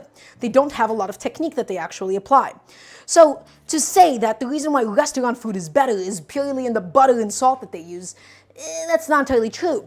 Right? The increased amount of butter might help with your heat conductivity, might help you get like a better crust on something, but it's not the fundamental reason behind why their food tastes better. Their food tastes better is because they have entire people whose job it is just to do the prep. They have entire people whose job it is to maintain the texture of a sauce. A lot of restaurant dishes are straight up just not viable inside of a home setting. So I would say that this is a bit of a misinformation. Yeah. Ugh. Excuse me. Okay, guys. My eggplant. You see all of this liquid. Look how much liquid we're getting out of it. We're looking to strain this liquid from the eggplant. So give it a little bit of a toss. We want to keep all of the flesh inside, and we want to drain this liquid. I'm going to dump it out and keep it draining, guys. Keep it going. Okay. Anything besides tomato in the tomato sauce? Well, yes, Dr. Finger. This has some lovely onions. This has some garlic. This has the fat from some sujuk, which is a Turkish sausage. Okay, this has 3 spices. This has cumin. This has pimento. Okay, and this also has some Aleppo pepper. Okay, so guys, I'm gonna go ahead and discard this last little bit of foil. I'm gonna get rid of this sheet tray. The sheet tray has done a wonderful job for us today. It seems to still be nice and clean. It looks good, Chad. It looks good, level 25, Chad, but it is not done quite yet, because now this is the step where we turn this into a beautiful pot of beans. So guys, I need your attention one more time, please, and thank you. This is why we do not use canned beans. This is why we don't use canned beans, because we have obtained all of this. This is the bean cooking liquid. Guys, that bean cooking liquid, it's what really thickens a sauce. Okay? It really, really thickens the sauce when we cook it down. That's how we get the stew to become nice and viscous. When you have canned beans, the canned liquid has that unpleasant, tinny canned flavor. By freshly cooking beans, we have all of this really, really beautiful cooking liquid. It is liquid gold. It's going to make our stew nice and thick, everybody. Okay? And that's how I like them. Thick. So, yeah, I like everybody, really. So everybody, we're going to go ahead and we're not going to use all of this cooking liquid, I think. We're just going to first and foremost get my lovely beans inside, and I'm swirling them to make sure I have no bay leaves, no garlic, no onion skin, none of those scraps from before, okay? So we're using my spider one big scoop at a time. You see, occasionally we run into this onion, we run into this bay leaf, okay? And we're just swirling it through as we put it inside because we don't want any of that remaining onion skin, guys. We don't want any of that remaining bay leaf. This is how we obtain that really, really beautiful eggplant stew, okay? And we're going to take it and we're just going to mix it around a little bit. And we're going to get all of those beans inside, guys. And it's going to be wonderful. And we're going to add in some of the cooking liquid. We're just not necessarily going to need all of it. This is why I'm first scooping out the beans individually, and then the cooking liquid later on. Okay, all of my beans, got a few more big old scoops ahead of me. And we're going to save the cooking liquid as needed, everybody. And now we go in with a nice big ladle of all of this. Again, this is the key. This cooking liquid is how we thicken this bean stew. It is what brings it together. The starches and the proteins, everybody. It cooks down, we evaporate the liquid, and it becomes nice and saucy. And now, my friends, we take it and we mix it all up. We mix it up, we get it up to a nice medium heat, and now the goal is to cook it down, to get the beans a little bit softer, and to cook this bean liquid. Look at that, guys. Look at that. It has the onions, it has the spices. Okay, it has so much flavor inside of it. I know this just looks like beans and tomato sauce, but it has so much effort. It has so much love that was actively put into it. Okay, and now once we evaporate some of that bean cooking liquid, it's going to get viscous and saucy and thick, and we're just going to add some salt in now. If we add in all the salt at the end, we're not really going to be able to taste the final salinity because all the salt will just be in the sauce. I want the salt to penetrate the beans, and in order for it to penetrate the beans, you have to let the salt cook with the beans. Okay, because these beans, they were unsalted when we did cook them initially. So now we add in all the salt, and now we let all of this good stuff, guys. Now is the time when we let all of it cook down. We let it cook down, we let the salt infuse, and we let everything get nice and delicious. Also, hi, Scuba Monkey. Welcome on in. And this is going to be so good by the end of it, everybody. It's going to be so good. It's going to be so perfect. It's going to be so, so, so delicious. Okay, my eggplant is continuing to drain. Right? So let me show you my eggplant once again. This is all of my eggplant flesh. This is all the liquid that's coming out of it. We want to discard all of that liquid.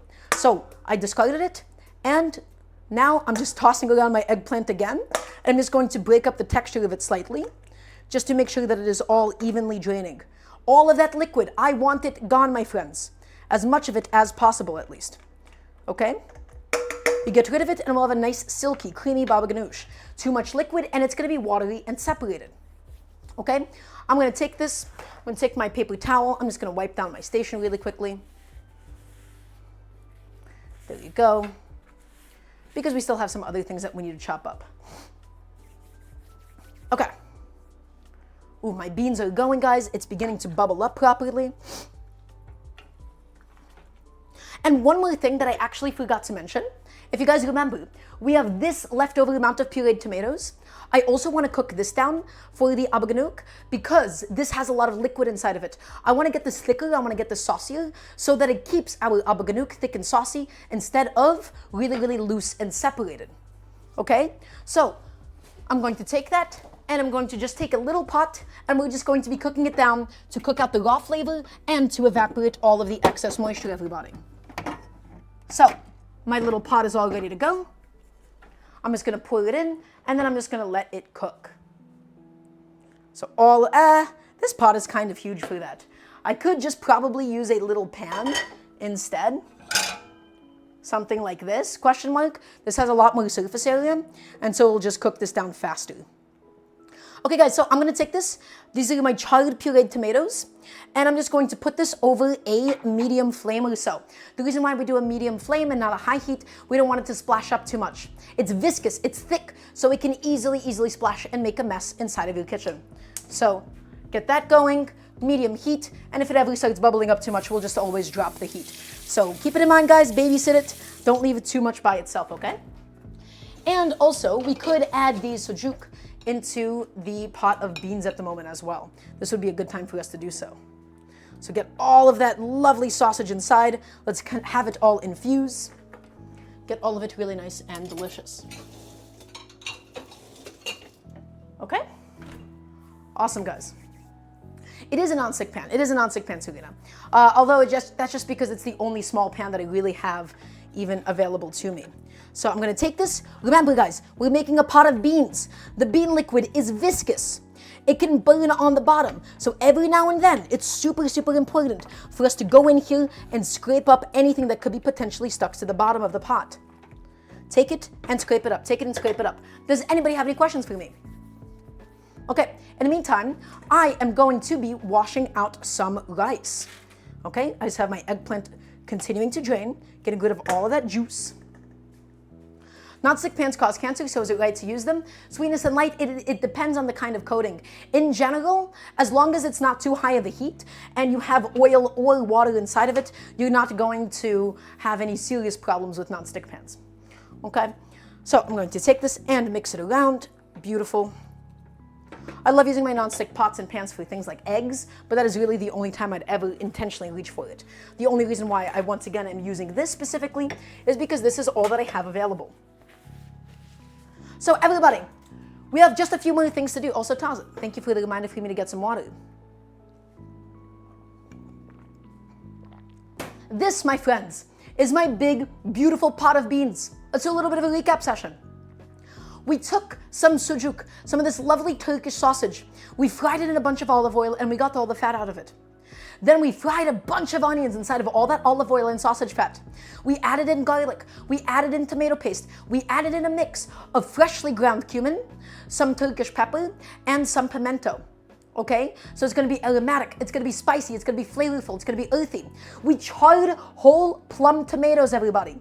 We charred those tomatoes and we blended them down into a lovely sauce. We pressure cooked some white beans because we never use canned beans here. Never, never, never. Okay? And so now, guys, we have this lovely pot. We added back in the sausage and we added in some of the bean cooking liquid. And now we're just looking for it to reduce. We're looking for it to get saucy. We're looking for it to get thick. Okay? And now, my friends, excuse me, we got to talk about my Abagannuc. I had some whole Italian eggplants. We charred them up. We charred them up and we took the flesh off of my 3 eggplants. This is going to become an incredible dip called Abagannuc, right? And the difference between an Abagannuc versus a Abagannuc. Abagannuc is a Turkish designation, it's a Turkish name for it. And then the addition of the tomatoes, right, really makes it an Abagannuc. That being said, some people they use tahini, some people they use tomatoes, some people use yogurt, okay? It is entirely up to you and what you want to be doing. In my case, I'm going to be doing mine with some of those charred tomatoes. I have some more of those charred tomatoes just cooking down, becoming a nice thick sauce with which we will add in to my final product. So I'm just mixing up my tomato puree that I have on the stove at the moment. Okay, there you go, that's looking good. And the reason why I'm cooking it down, the reason why I'm boiling down my tomato puree for the Abagannuc is because we don't want any of that excess liquid. In the draining process for the eggplant, guys, you can see how much excess liquid we're getting rid of. Not only is that liquid a little bit bitter, but it will make our Abagannuc really separated instead of nice and creamy. Too much water and we will split the emulsion that we're about to build. Okay, so let's go look at the beans again. Let's look at these bad boys, guys, because they are going. And let's move it around. Let's spread it out a little bit. Let's scrape up the bottom, and that is becoming nice and flavorful, and we're cooking down all the bean liquid. Okay, everybody, let us continue to talk about one of the most important parts of today, which is going to be the rice component. Okay, where's my little pot? Where's my little saucepan? There she is. Hey. So guys, we're gonna go ahead and get some rice done. I am actually gonna be doing something very unconventional. I have some leftover sushi rice. So I'm going to use that, and I'm going to be mixing that with some basmati rice. Why? Just because you can. It's kind of fun to do. They both cook at the same rate, even if it's not traditional, and if anything, this is more traditional relative to my home setting. I have leftover sushi rice, so let's just use that first. Guys, at the end of the day, it's all rice. So is sushi rice authentic and traditional in Turkish cuisine? No. Is it going to be delicious? Absolutely it will be. okay? Because we're first and foremost using what we have. Can I please get a yes chef? And I mean a yes chef from everybody watching, okay? So, a bunch of my sushi rice, as well as some plain old basmati, just going inside as well, something like this. And we're gonna have like this really lovely fun mixture. Okay, I'm going to go ahead and just move this, put this back into my cupboard. Okay, guys. So let me tell you something right now. I think most of you do not need a rice cooker. Rice cookers are very useful for people that are eating rice with all of their meals throughout a day. I personally do not think that you need it, and even better, I'm going to teach you all how to make perfect stovetop rice every single time. Guys, stovetop rice, it can be so easy. It can be so easy to do. It can be so convenient. And yet so many people, they really struggle with it because they've never really been taught on how to make good quality stovetop rice. So, I'm gonna need all of you to tap in. I'm gonna need all of you to listen. I wanna hear a nice resounding yes chef from everybody watching. Guys, the key to stovetop rice, number one, never ever follow anybody who ever gives you any volumetric measurements on how to cook stovetop rice. Never. There's a lot of factors to understanding how rice cooks on a stove. Here's the first thing. High heat doesn't do anything except cook the bottom faster. If you want a really crispy bottom, we do a medium heat. If we want a very, we don't want a crispy bottom, we do a low heat. But ultimately, at the end of the day, the number one factor is time. To get a fully cooked through piece of rice, it will need at minimum about 15 to 20 minutes of cook time. And then 5 minutes of fluffing afterwards. The second thing, you can absolutely get mushy rice if you add too much water. You don't get mushy rice by overcooking it, you get mushy rice by adding too much water. Let me say that again. You can cook rice with a certain amount of water for 20 to 40 minutes, and the texture will be the same, except the bottom of it will be a little bit crispy and a little bit drier. But if your rice is mushy, there is no saving it because you added too much liquid. My hair keeps getting caught in my mouth. So guys, I'm going to teach you the exact amount of liquid that we want. The first thing that we'll be doing though will be washing the rice. This is to get rid of the excess starch on it so it doesn't get too gloopy. Will different types of rice cook differently? Level 25 chat, I'm going to tell you right now, in general, the only distinction that you need to know, brown rice takes a lot more time because it has the bran and the germ still attached to it.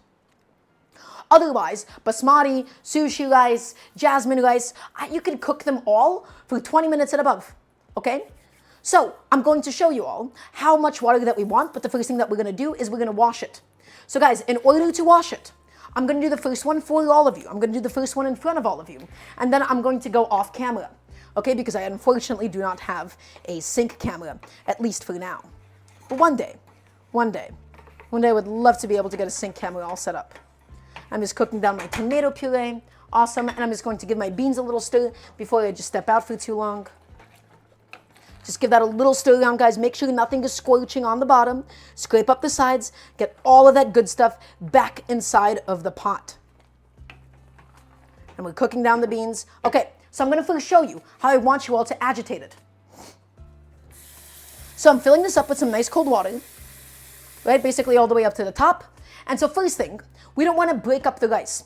We want to use a bit of a claw grip, okay? So imagine your hand is like an espresso tool, like the thing that they used to break up espresso. And we're getting into the corners, and we're just breaking up the rice and slightly rotating our hand. But we're not smashing it, we're not destroying it or anything. So guys, I am going to go off camera. I'm going to be washing this rice. In the meantime, I'm just going to show off my beans and my tomato sauce that's just cooking down over here. I'm going to lower my heat on each to make sure that nothing scorches. Why am I cooking down the tomato sauce? Well, we want to make sure that my Abagannuc isn't watering. And I want to also make sure that this isn't boiling over. I want to make sure that nothing is burning on the bottom of this pot. So I just stir this up really aggressively. And we're also going to lower the heat slightly. Okay. Guys, I'm going to wash the rice. I'm going to take the chat with me. Okay? And so I'll be able to read everything that all of you say to me while I wash the rice. Unfortunately, I can't show off the rice washing because I don't have a sync camera. So let me know if you have any questions whatsoever. Now's a really good time to ask me. Okay, so again, guys, I'm going to show you how much water I want in your rice. But here's the general rule of thumb. Never ever trust anybody that says you need an exact volumetric ratio. You need 2 cups of water to 1 cup of rice. All that we're going to do is I'm going to show you how much water I want on top of the rice. One thing I hate, by the way, I don't really like that finger test that people say. They say that you can put your knuckle up to it and then, how much water is on top of it is, the right amount. I don't like the knuckle test. Guys, I'm going to teach you all how to control the ratio of the water in your rice. I make stovetop rice perfectly every single time, and anybody can do it, I promise. You just need to understand the mechanisms at play.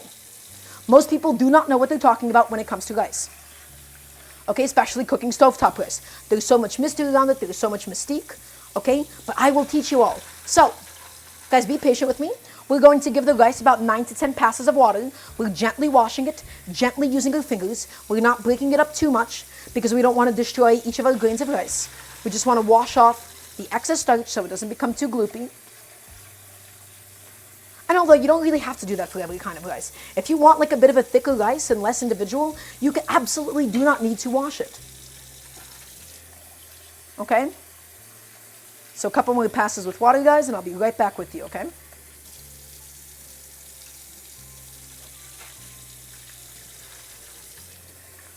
Okay, and I think that should be perfect. Okay, everybody, are you ready to see how much water I actually want in my rice? Are you all ready? I want to hear a nice resounding yes, chef, please, and thank you.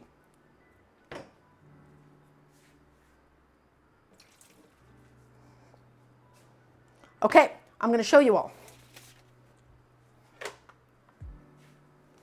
So first, let's go ahead and I just want to actually stir up my beans and my tomato sauce really quickly because again, I don't want this to squelch or anything. We just need this all to continue to cook. Okay? That's my tomato sauce for the Abagannuc, and then this is my pot of beans. So just 1 second, everybody, and I promise we'll get back to everything else we need to be doing. Well, hey yo, don't splash at me. Thank you. Just stir that up. Awesome. And we can continue the cooking process. Guys, take a look. This is the amount of liquid I want on top. So here is how you do this, everybody. Here's how you do this. The first thing that you look for is you want the water to be right up to the same level as the rice. No matter the size of your pan, you want the water to be up to the same level as your rice. Then, you need a little bit of extra water to account for evaporation. Okay? And then, the more water that you add, the softer your rice is going to be and the less granular it's going to be. The less water that you add, the more granular it's going to be, the more separated, and the less very soft it is. So this is what I want for today, everybody. I want you all to take a look. This is the slightest little bit of water on top of my rice. I could say, oh, it's halfway up my fingernail or something. But that is my ideal texture for today. If I want something really, really sticky, we do more water. And that is the beauty of this. That is how simple this can be, everybody. There is no measuring. There is no measuring cups. There is no taking a ruler to this, saying exactly 2 inches above. Guys, practice making rice on the stove with the same pot, with the same saucepan. Also, sweetness and light. Let me tell you something right now. If your rice is al dente, if it feels too firm, you didn't cook it long enough. With any amount of liquid that you choose to add, it's going to be about 20 minutes of, after we bring it up to a boil, drop to a simmer, put a lid on, 15 to 20 minutes. Then we fluff it up and we let it rest until we're ready to eat. Okay? Guys, the higher the heat you go, the more the bottom of the rice will burn. High heat does not make your rice cook quicker. High heat only continues to brown the bottom. This will always need, regardless of temperature, around 15 to 20 minutes of cook time. Okay, so now we go to the stove. We go to the stove, everybody, and all I'm gonna do, and we keep it unseasoned. Why do we keep it unseasoned? Because rice is supposed to be bland, and the other things that you eat alongside it are supposed to be seasoned. Or season your rice if you really want to. Guys, I'm gonna take it, and we start off on a medium heat or so. The reason why we start off on a medium heat, the goal is to bring it up to a boil. And then we drop it on the lowest possible heat, put a lid on, and we cook it for 20 minutes. That is it. That is all that you need to do. That is how easy it is to do stovetop rice. You don't need a rice cooker unless you're making that much rice at home. I promise you. Okay? So, let's go in here. And guys, look at my gorgeous, my beautiful, my precious pot of beans. We're just scraping up the bottom. Okay? Making sure that nothing is stuck down there. Look at it. Look at it go. That is perfect. Okay, let's begin to taste this bad boy for seasoning. Let's taste it for seasoning, okay? And yeah, I don't do the salt because I want my stew to be seasoned. Also, of course, I'm getting a delivery in the middle of my stream because, hello?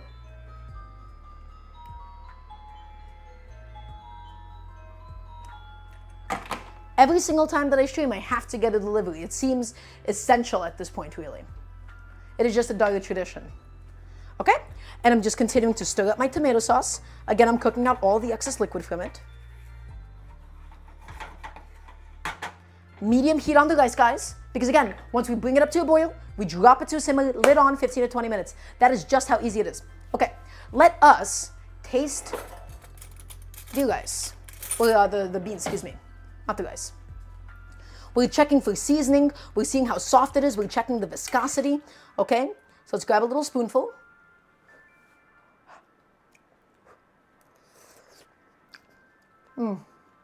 Guys, that is so good. A little bit more salt. It's going to need some more salt, okay? Because remember, the beans on the inside, they're a little bit bland still. It's 2 more pinches of salt. And just get that all mixed up inside. Okay, what is happening right now? That's my other doorbell.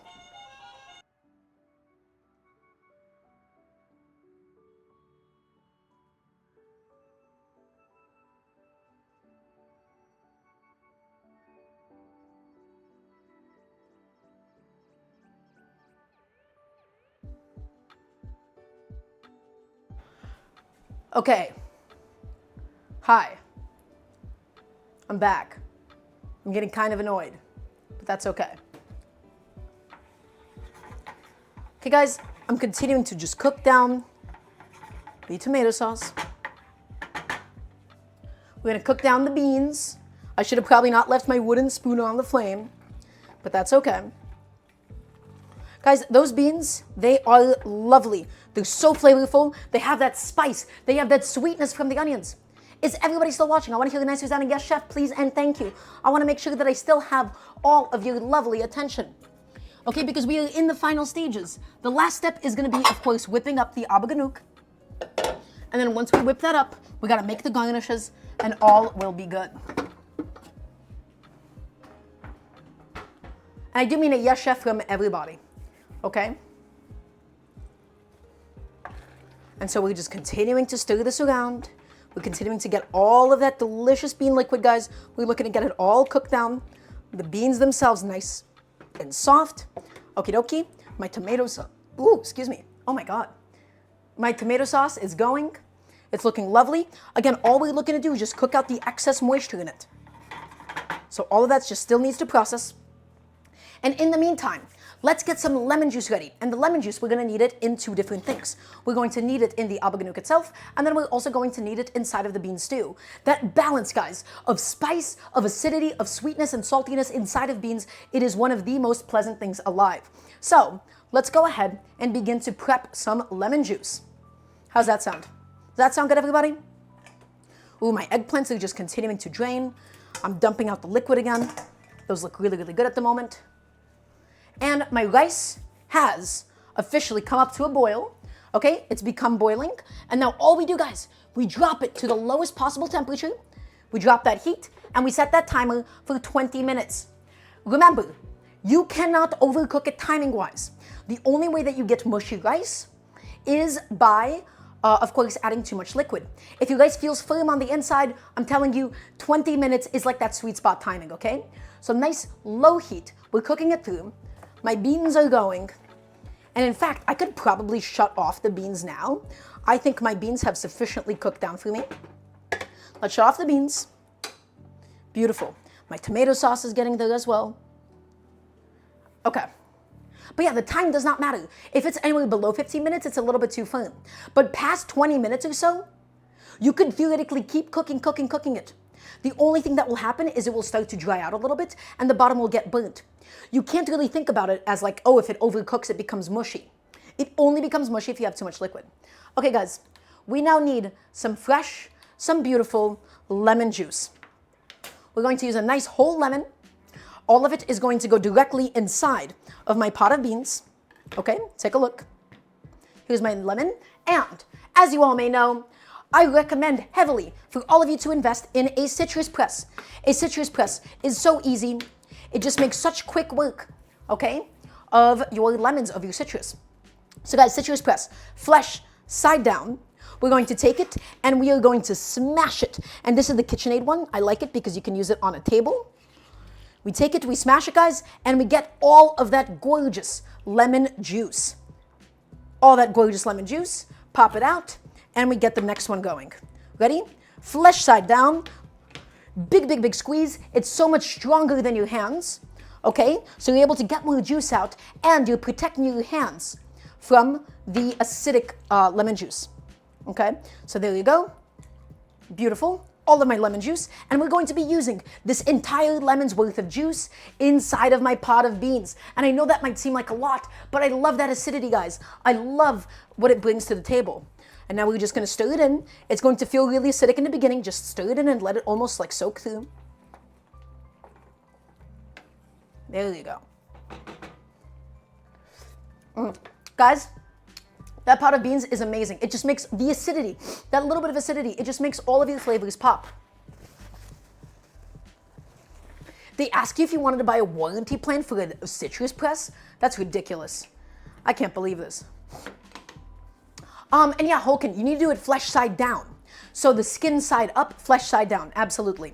Because if you do it flesh side up, all the juice is actually just going to splash out. It seems a little counterintuitive, but trust me on this one, okay? And this is the lemon that we're going to be using for my Abagannuc, because we need some of that lemony goodness in that as well. Okay, and ooh, this one does not want to get pressed today. This is a firm lemon at the moment. Why does it not want to get pressed at all? Maybe give it a little rotation. See how it does that way. Ooh, this is a big, firm lemon.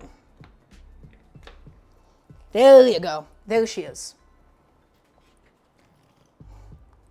Yes, all of that lemon juice, my friends. All of it, all of it, all of it. Beautiful. Okay. Okay, and we might use this other half lemon. We might not. I'm just going to go ahead and set it aside, guys. Okay? And I'm going to combine it with the garlic for now. We'll just see how much we end up needing to use to begin with, okay? My tomato sauce is almost ready. It's almost done. Almost ready for the Abagannuc itself. So I'm just continuing to cook that down. Does anybody have any questions for me at this stage? Let's go ahead and mix through the beans. The heat is already off. I just want to make sure that nothing is scorching, that nothing is stuck. I just want to have a little taste at this stage, guys. I want to have a little taste. I want to see how it's progressed.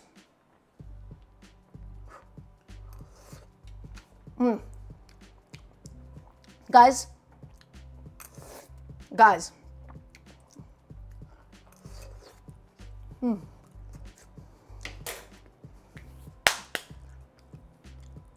That is so good. That is so special. That is remarkable. That is so much flavor. That has the acidity. That has the saltiness. That has the spice. That has everything that you could be possibly looking for out of a beautiful pot of bean stew and more. Okay, we still have some more prep to do, everybody. We got to tap in. Is everybody listening? I want to hear a nice yes, chef. It is time for us to slice up some parsley. I have all of this beautiful parsley. I'm going to just get this bad boy into the dishwasher now that we're done with it. Okay, and so everybody, here is the thing that people mess up when it comes to slicing parsley. They don't slice it, they end up chopping it. And you all may know how much I hate chopping herbs. So what's the difference? Everybody, I need you all to listen to me. Vertical motion straight down is a chop. Using the full length of a knife is a slice. This is the chop, this is a slice. When you chop something, you use a very small portion of the surface area. You use a small portion of that surface area, and what happens is it ends up crushing it, it ends up cleaving it, and it ends up destroying the cells of the thing that you're cutting. Now, for some things like potatoes, it doesn't really matter. But for something like parsley, it matters a lot, because if you crush the cells, guys, you expose all of its innards. It turns brown, it oxidizes, and it loses its flavor faster. How many times have you chopped herbs like this all the way through, and it ended up being wet and brown and mushy? How many of you has that happened to? I want to hear me, chef. There is no shame in it, but I am here to show you the better way. I am showing you that it can absolutely just be different. It doesn't have to be this way, okay? So how many of you has that happened to? I would love to know. Me, chef? Okay. So guys, first rule, nice sharp knife. Second, we will be slicing. So here's what we do. We're going to hold this like a little baby bird. We're going to take all of our parsley. We're going to take all of it and we're going to bundle it up in our hands, guys. Okay? We bundle it up in our hands, nice and tight, like a little baby bird. Not so firmly that we crush its little brains out, but not so gently that it poof and flies away. So guys, we hold the parsley down and we use the full length of the knife and we get nice, beautiful, thin slices. Full length. We're not chopping. We're barely putting any pressure down. We're just using the length of the knife, using the length. Look how green and vibrant it is. It's not minced to death. It's not being destroyed. It's not being chopped. It's not turning wet. We are just slicing, my friends. We're slicing and we're slicing and we're slicing and slicing. And that way, we get these really incredible fresh green shrapnels of parsley instead of something that is absolutely, completely destroyed. Okay? So let's go ahead and take this. And we're going to keep slicing it, guys. I don't want to see you do this. This is called a rock chop, and it's absolutely nonsense. That is how you destroy your fresh herbs. You make them lose all of their moisture, and they turn nice and brown instead of vibrant and green. So guys, we take it again, and we just slice it, and we slice it, and we slice it, because I'm looking for a fairly finely minced parsley for today. It's going to be for garnish. It's going to go into the beans. It's going to go into the baba ganoush, or the Abagannuc. So slice it, guys. Slice it. Don't rock chop it. I never want to see you rock chopping again. Nice sharp knife and slice it and slice it and slice it. Okay? And take it and we slice it and slice it and slice it and slice it. All the way through. We don't destroy it. We don't massacre it, my friends. And now we are left with, take a look, the bottom of the cutting board. It's not wet. My parsley, nice and vibrant and green. And so I'm just going to take a little plate for it, or this little bowl rather. I'm going to take it, and I'm going to go ahead and scoop it all up. Oh yeah, absolutely, sweetness and light. You've seen pro chefs do this? That's because they don't know what they're doing. Remember, guys, this is a phrase that I stole from a lovely friend of mine. Okay? I'm going to tell you all something. Is everybody listening? I want to hear a nice yes, chef, right now, please, and thank you. I need to make sure that you're all ready for this, because I'm about to drop some knowledge. I'm about to drop something that's really, really important. Oh yeah, okay, that tomato sauce, that's almost done. Okay, beautiful. Is everybody listening to this? Okay. The only difference between a professional and a non-professional is that a professional gets paid for what they do. Somebody being a professional does not mean that they're good at something, and it does not mean they know something. It only means that they get paid to do that thing. Most professional chefs, yeah, they get paid money for being a chef, but they don't know what they're saying, and they spout cooking misinformation all the time. So guys, look at my beautifully freshly sliced parsley. You see all those chefs that are rock chopping and destroying it? They don't know what they're doing. They just do not know. They do not know. Okay, and they never tried to learn. They never tried to learn and think about why they're doing the things that they do. So my beautiful fresh parsley, guys, let's go ahead and take it and get it into the pot. Not all of it, of course, because we're going to need some for garnish. We're going to need some for later. And I'm just going to take it and I'm going to mix it in. And we add it at the end because I don't want the parsley to cook down too much. Okay, it's very volatile. It loses this flavor with too much heat. So it just gets added into the just warm beans. Okay, guys? There you go. And I'm going to say right now with confidence that my tomato sauce is done. Or rather, this is just the tomatoes for the Abagannuc. All that I did was I evaporated the liquid from it. And so now it's really, really thick, my friends. And that's exactly what I'm looking for. Okay, and now we're just going to go ahead and cool it all down. Okay, everybody. We chopped up the parsley, or rather we sliced the parsley. We did the lemon juice, we did the garlic. I think it is about time for us to begin building the Abagannuc. Is everybody excited? I'm gonna just take a second to rinse off my knife. And we're gonna put a few things away. Because remember guys, you gotta clean as you go. When you cook at home, we clean. Because the last thing that you wanna be left with is a big pile of messy dishes that are just all over your kitchen. At least get them into the sink or something, okay? So, remember, we clean only as we go so that we have less to do afterwards. And we are going to begin doing our lovely, our delicious, our homemade Abagannuc. Okay? And I've wiped off my knife. And we're going to get all of this stuff out of here. Everybody, please say thank you to Mr. Cutting Board. He has done a wonderful job for us today. And I'm going to just take this and I'm just going to wipe my station off. Okie dokie. Awesome. Guys, look at these beans again. Look at the beans. My rice is currently going. My rice has about 9 minutes left on it. My tomatoes are done for the Abagannuc itself. Okay. Beautiful. So guys, let me show you my eggplant now that it has all properly cooled down. This is my eggplant. It's cooled down and it's been drained of all of its excess liquid, okay? So we've been draining it, we've been consistently dumping out the water. This is what the eggplant looks like.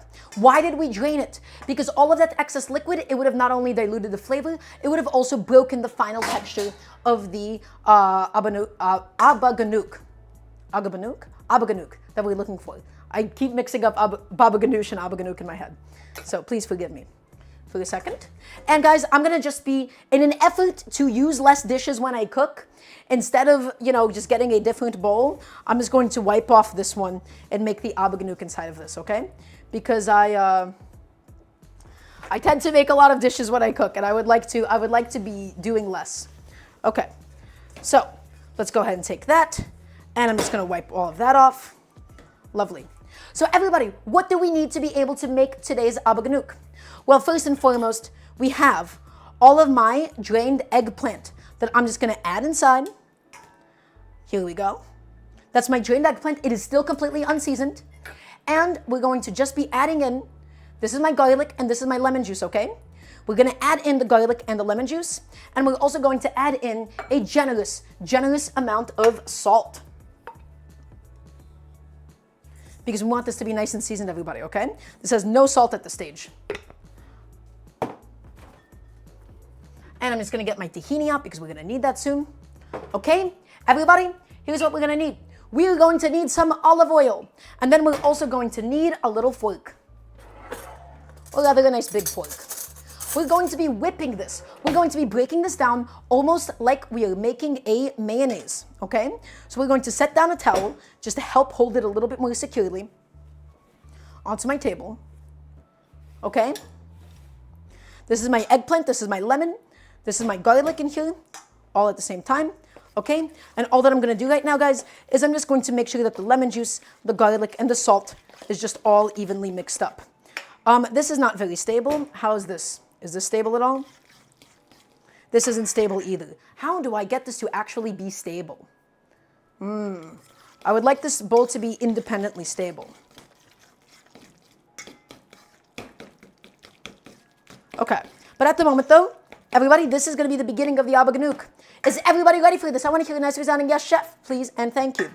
We're going to begin this almost like we do a bit of a mayonnaise, because the goal is to be able to beat in the olive oil, everybody. I don't want a separated, I don't want a greasy Abagannuc. Okay, so we're going to be incrementally adding the mayonnaise. The towel should be wet and you should make it into a circle. All right, fine, perhaps. Fine, we will wet the towel after all. Wet towel, as annoying as it will be to dry it off after. Okay, you were saying that this is more secure. It's not holding it all that tightly. It did it. It did it just fine, actually. Okay, towel, bowl. Everybody, we're gonna be whipping this eggplant with the olive oil, and we're adding it in slowly. We're whipping it, we're whipping it, we're whipping it. Okay, and then every now and then we just go in and we make sure that all of that olive oil is just evenly incorporated. This is the beginnings of a lovely Abagannuc. I know that this towel is a little bit small, I know. So, Murphy, Baba Ganoush, yes, but in Turkish, I believe, just Abagannuc. And we're gonna be doing ours with some tomato today. Okay, so everybody, let's keep whipping. It's gonna be getting thicker, so if it's difficult now, it's gonna be getting more difficult, actually. I've just realized how much effort this is all gonna be, which I'm not very excited for now, but that's okay. Because guess what, guys? Country girls make do. I'm not from the country, I'm from New York City. Okay, it's just, I love saying country girls make do. I find it so funny. Okay. Olive oil. We need a lot of olive oil, my friends.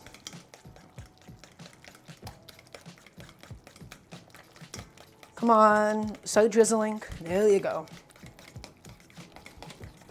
Come on, buddy. Oh. Now make mayonnaise by hand. Well, this is basically making mayonnaise by hand. This is a similar amount of labor, actually.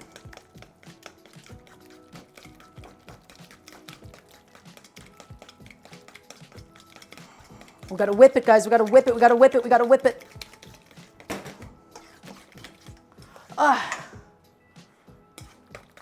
We gotta keep going. We gotta keep going. We gotta keep whipping it, guys. Keep whipping, keep whipping, keep whipping. Get all of it nicely incorporated because we don't want this to be greasy. We don't want it to be separated. We want it to be nice and creamy. So, oh, guys, that's beginning to get there. That is beginning to get there. And again, you can do as much olive oil as you want to get to the consistency that you would like. We're going to do a little bit more, okay?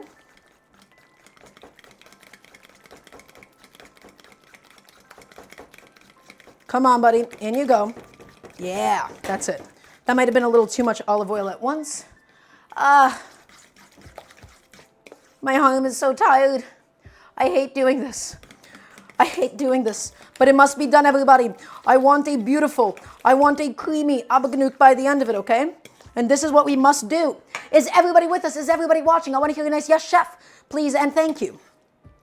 We're continuing to whip it. We're going to get this nice and creamy and nice and thick and not greasy, okay? If it splits, if we add in too much oil at once, if we don't whip it like this, it'll just be separated, which is good and all, but it'll give a bit of a greasy feel that I'm truthfully not really looking for at the moment. So, bowl is all set up. Let's go, my friends. Yes. Drizzle it. Drizzle it. Drizzle it, drizzle it, drizzle it. Okay. That is beginning to take form. It is beginning to whip up beautifully, everybody. Come take a look. Come take a look. Oh. Chef, what does stirring and beating it like this achieve? So, by adding in all of the olive oil at once, we would have effectively break the emulsion. Okay? We are essentially trying to combine water and oil here. And the eggplant flesh itself and the garlic is going to be the emulsifier. Chef, why not have a machine do all the hard work? Well, you could use a mixer for this. A mixer would be really nice. The issue is with a blender. It could whip up the olive oil so aggressively that it turns bitter.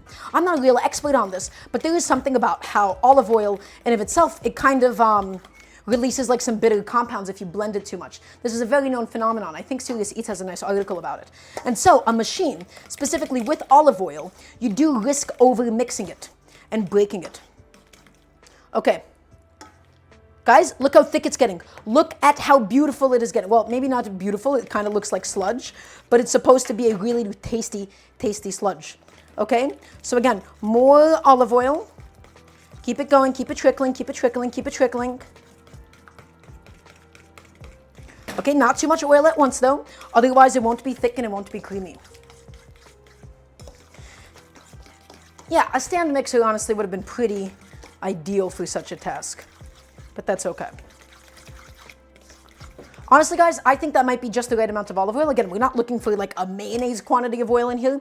We're just looking for it to be nice and creamy, okay? That's perfect actually. Also, that timer, that tells us that Mr. Rice is finished. Everybody, let's finish processing the rice, okay? We gotta finish this one together. So, my rice has now officially fully cooked through. And now that it's fully cooked through, guys, I want you all to take a look. This is my perfect stovetop rice that I make every single time. Look at it. It's fluffy, it's granular, okay? But it's not overcooked, it's not mushy. That is what perfect stovetop rice should look like, guys. You don't need a rice cooker. You can do this too. I promise you. Anybody can do this. Anybody can cook. Ratatouille, okay? Look at that. Look at that rice. Look at the texture. Look at the fluff. Look at the puff. So we're just breaking it up a little bit just to make sure that it evenly steams through. And then we put the lid back on. We put the lid back on and we let it sit for at least 5 minutes or until we're ready to eat. It's going to keep it all nice and warm. Everybody, let us now add in my tomato sauce, right? That we cooked down from the charred tomatoes. This is how we take it from a baba ganoush into an Abagannuc. This is the Turkish one, right? And we cooked it down so that we got rid of all the moisture, and we got the tomatoes to be nice and sweet and not just raw and acidic, okay? And we add in another big pinch of salt just to make sure it's all fully seasoned because the tomatoes were completely bland.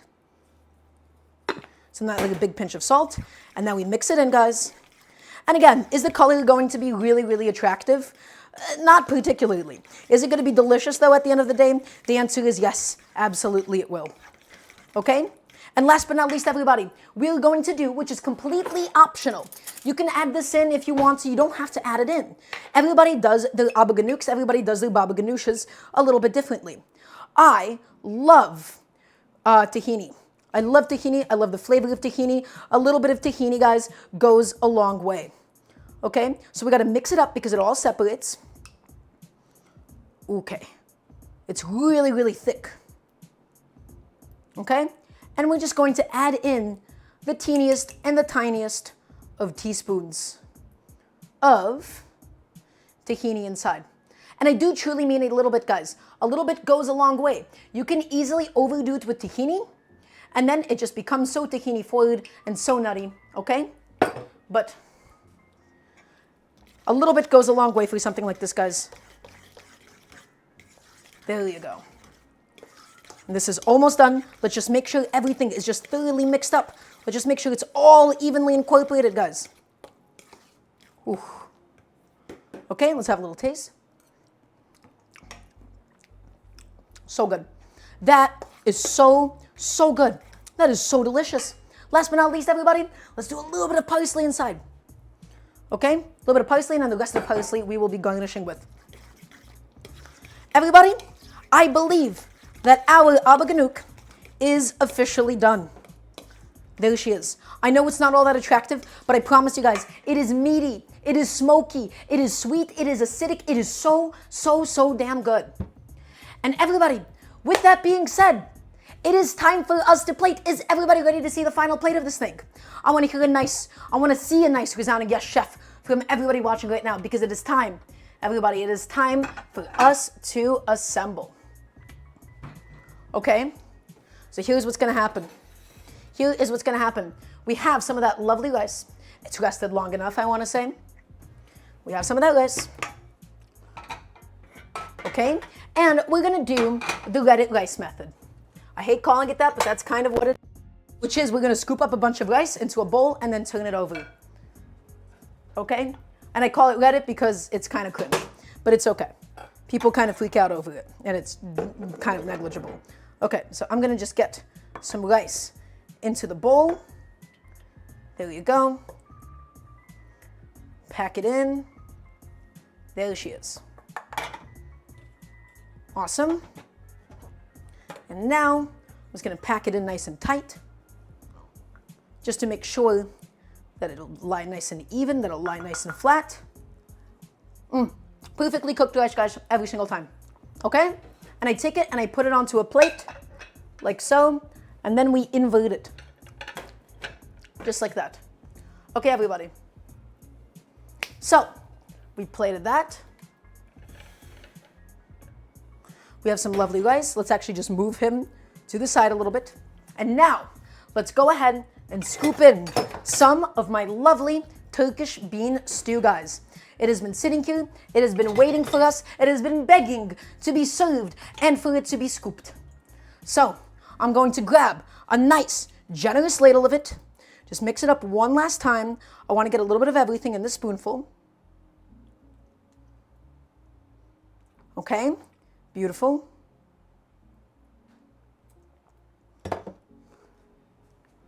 Guys, that is my beans, that is my rice, but we're not done yet.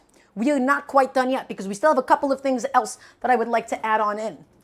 I really want some yogurt to garnish with it, which I think is kind of traditional, but I just think the yogurt would be really, really nice just to cool everything off a little bit. So we're going to grab a nice dollop of some Greek yogurt.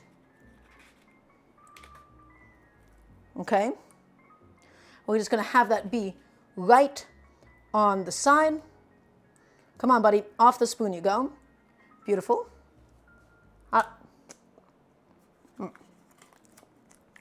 little bit of yogurt.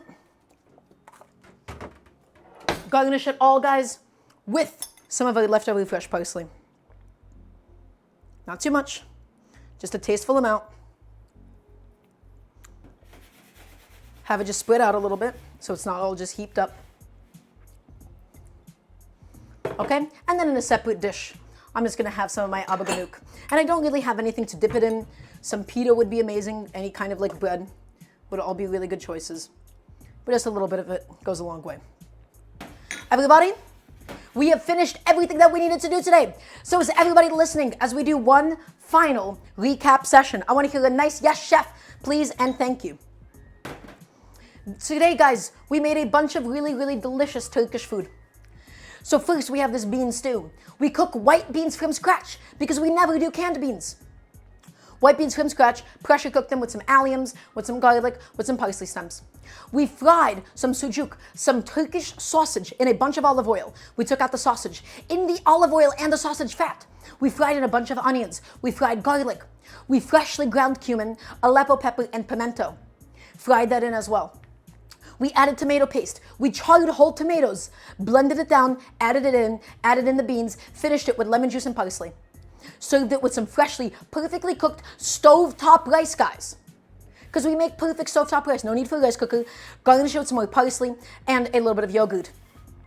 This might not look impressive, but this is one of my favorite dishes. This is Abagannuc, everybody. Abagannuc. It is a Turkish baba gannoush. I did some of the charred tomatoes. We cooked it down into tomato sauce. We charred some eggplants. Okay, let's also put in, just to make ourselves feel better, let's add in some more parsley on top. Okay, we charred eggplants. We scooped out the flesh, strained it, added garlic, lemon juice, tahini, of course, the tomato sauce that we made, and plenty of salt. And this is my Abagannuc. You would normally have this with a little bit of bread, but in my case, incredible. So much olive oil. It's creamy. It's fluffy. So, Abagannuc is just Turkish baba gannoush, and it typically features tomato inside of it. And now, guys, look at this bean stew. Let's get a little bit of everything. The rice to soak up the stew. A little bit of bean and a little bit of yogurt. Cheers. Hot.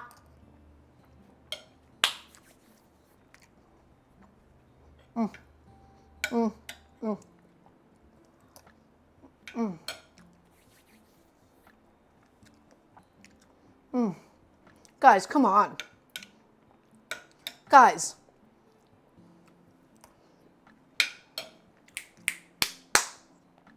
This is home cooking.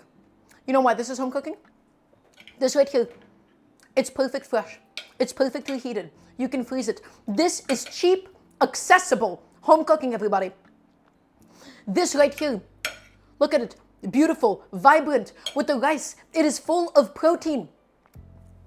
Okay? It has so much flavor. It has so much spice. You can make it your own. I want people to be making this kind of food at home, guys. Look how beautiful it is. Look at that color. Look at the flavor. It is so good. It's got the acidity of the lemon juice. It has the spice. It has the sweetness of the tomato. Guys, it might just be rice and beans, but we put in so much love. I want you all to be cooking beans at home. This is ideal home food, my friends. It is ideal home food. I'm going to say that again and again. It is ideal home cooking. You make it out of leftovers. You make it out of cheap things. And it becomes greater than the sum of its parts.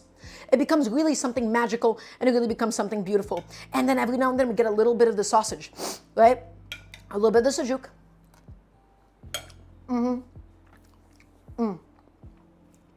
So good. That is perfect. And everybody, that's going to be it for today. That is everything that we made. I'm going to enjoy this off stream. Everybody, thank you for being here. If you want to support the cooking show, check out my Patreon. My goal, I want to keep these streams free. I want to keep all of my information, all my education free. In order to make this model sustainable, any and all financial support is really appreciated, and the Patreon is a very nice way of directly supporting me. If you would like, you can type in exclamation mark Patreon. You can scroll down into the About section. Okay? You can do, if you like, if you have the income, if you have the means to do so. Next stream is going to be this Friday. Remember, everybody, every Wednesday, every Friday, and every single Sunday, 5 p.m. EDT. Join my Discord, exclamation mark Discord, join the community. You'll get all of the updates and just chat and interact inside of the Discord server. Everybody, thank you for being here this Friday, 5 p.m. EDT. Thank you all for being there. Everybody, please say good night, Chef. Really, thank you, Chef. Either one is good. Thank you all. I will miss you all. In just 2 days' time, I will see you all again. Bye-bye. Be safe and have a good Wednesday night.